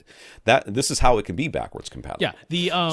The other part of it is if they were using something like a Trinov, which gives a graphical representation of where all the sounds are. If they were using that and saying, hey, wait a second, there are overhead sounds, but they never move. They just show up on the left and the right, and they don't do any forward back, and they don't do any circling. Well, yeah, that's just the mixer having made a decision, and it could absolutely be the case that that's all that they did. That could certainly be the case. So there is nothing about Atmos, the format, that demands anything from the mixer to utilize everything Atmos can do. If they put 100% of the sounds of the movie into nothing but the center channel, used no objects, used no metadata, used no other channels, just put all the sounds in that one speaker channel, it would still be in Atmos file format. Right. And then that's where all the sound came from. If you want to experience that, just try an Xbox One X. Sure. Just you can experience stereo sound in an Atmos container, and it's glorious. So just as glorious as you would expect. I'd love to do an even 10, and David's is very short, so I think we can do it. Yeah, we're going to do it. Dawid. Dawid has Marantz SR8015 receiver, has 11 amplifier channels built in, but the ability to process, up to 13 speakers. He has set up his system with 7 floor-level speakers and 6 overheads. None of his overhead speakers are actually mounted to the ceiling, so he has labeled them as front heights, rear heights, and surround heights to match the real-world physical layout of his speakers. But with this configuration, his surround height speakers only ever make sound when he's using Auro 3D or DTS-X Pro. If he's using Atmos or Dolby or the Dolby Surround Up Mixer, the surround height speakers are completely silent. Is there a way to use all 3 pairs of his overhead speakers with Atmos and DSU? Dolby Surround Up Mixer. Oh, Dolby Surround Up Mixer. Initialism. Yeah, so just change those speakers to surround heights, which only are used for Auro 3D, really. I'm surprised that DTS even uses them. Yeah, DTS-X Pro can kind of use anything. just go and change those to top middles, and your problem's fixed. If you want to do the simplest, this is relabeling them. This is not physically moving your speakers. Not doing anything. This is in the setup, like he showed a picture of his setup menu in his SR8015 receiver's menu. So we're just talking about going into that and relabeling what is there, your middle layout, as top middles instead. Now, what will happen there if you relabel what is currently labeled surround height as top middle? If you relabel that as top middle, then Dolby Atmos and the Dolby Surround Up Mixer will make use of all 6 of those overhead speakers. DTS-X Pro will make use of all 6 of those overhead speakers. Auro 3D will now actually use your front height and rear height speakers if all you did was change what is currently labeled surround heights to top middles, because Auro 3D does not use something that is labeled as top middles, but it can use rear heights instead of surround heights.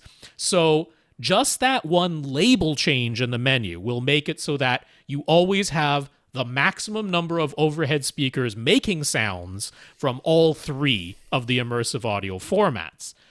But if you are a person who says, no, what the reason I did this was because I want Auro 3D to use front heights and surround heights, not rear heights. There are some people who are Auro 3D heads, and that's the format they care about more than DTS-X or Dolby Atmos. So just for those people, if you're like, no, I want Auro 3D to use the surround heights, what you could do is the Marantz SR8015 has the 2 speaker presets. You are allowed to have 2 completely different configurations, and with it's more than a single button press, but by just pressing the options button on your remote and choosing either speaker preset 1 or speaker preset 2, you can switch between 2 completely separate configurations. So you could have this as configuration number 1. This is going to use front heights and surround heights for Auro 3D, and DTS-X Pro has the option of using all 6 of those. And then you could have speaker preset 2 set up with top middles instead of surround heights. And you would use that for sure with Atmos and the Dolby Surround Up Mixer, maybe optionally with DTS-X Pro as well, although functionally it really wouldn't make any difference to DTS-X Pro whether it's surround heights or top middles. But for Auro 3D, then you would have the option of using either rear heights or surround heights, depending on the speaker preset. So it's a label change in at least one speaker preset to top middles. There you go. Who do we have left? We have Will, Ari, Luke, Alex, and below all these pictures, close to the bottom, Nathan. Bottom of the thing. Thought we would have one. I said there's oodles of content. We were always behind. All right. If you want your question answered on this podcast, all you have to do is ask. Ask by emailing us at question@avrant.com. So let's thank our listeners of the week. We want to thank Billy for going to avrant.com and clicking on the Buy Us a Cup of Coffee link and giving us a PayPal donation, as well as our 146 patrons over at patreon.com, including James. Yeah, Billy, thank you so much for that PayPal donation. And patreon.com/AVRant podcast is the place to go to sign up for an automatic monthly donation. So a big thanks to our 146 patrons. James, thank you for being one of them. So I want to thank Billy for talking us up to see more AV, as well as the notes of gratitude from Raph, Julian, Kevin, Gurinder, Will, David, Ari, Alex, and Jonathan. Yeah, Billy, thanks for talking us up to see more AV. That was great that you had a wonderful experience with them. So that's good times all around. And then Raph, Julian, Kevin, Gurinder, Will, David, Ari, Alex, and Jonathan. Thank you all very much for the notes of gratitude and encouragement. I will say there were other congratulations on 800 on Twitter and that, and I did not go back through all my notifications to collect all those, so just a blanket thank you to everybody who contacted me on Twitter to say such things, because that is very much appreciated too. And a big thank you to everybody who just continues to listen and send in questions. For AVRant, I'm Tom Andrew. And I'm Rob H. Now stay in and listen to something.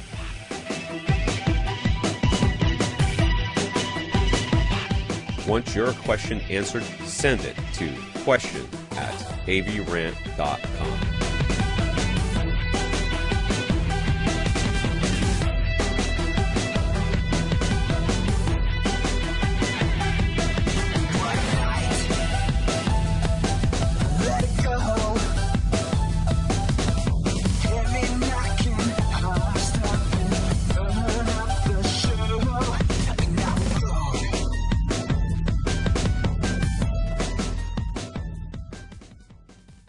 This is AV Rant.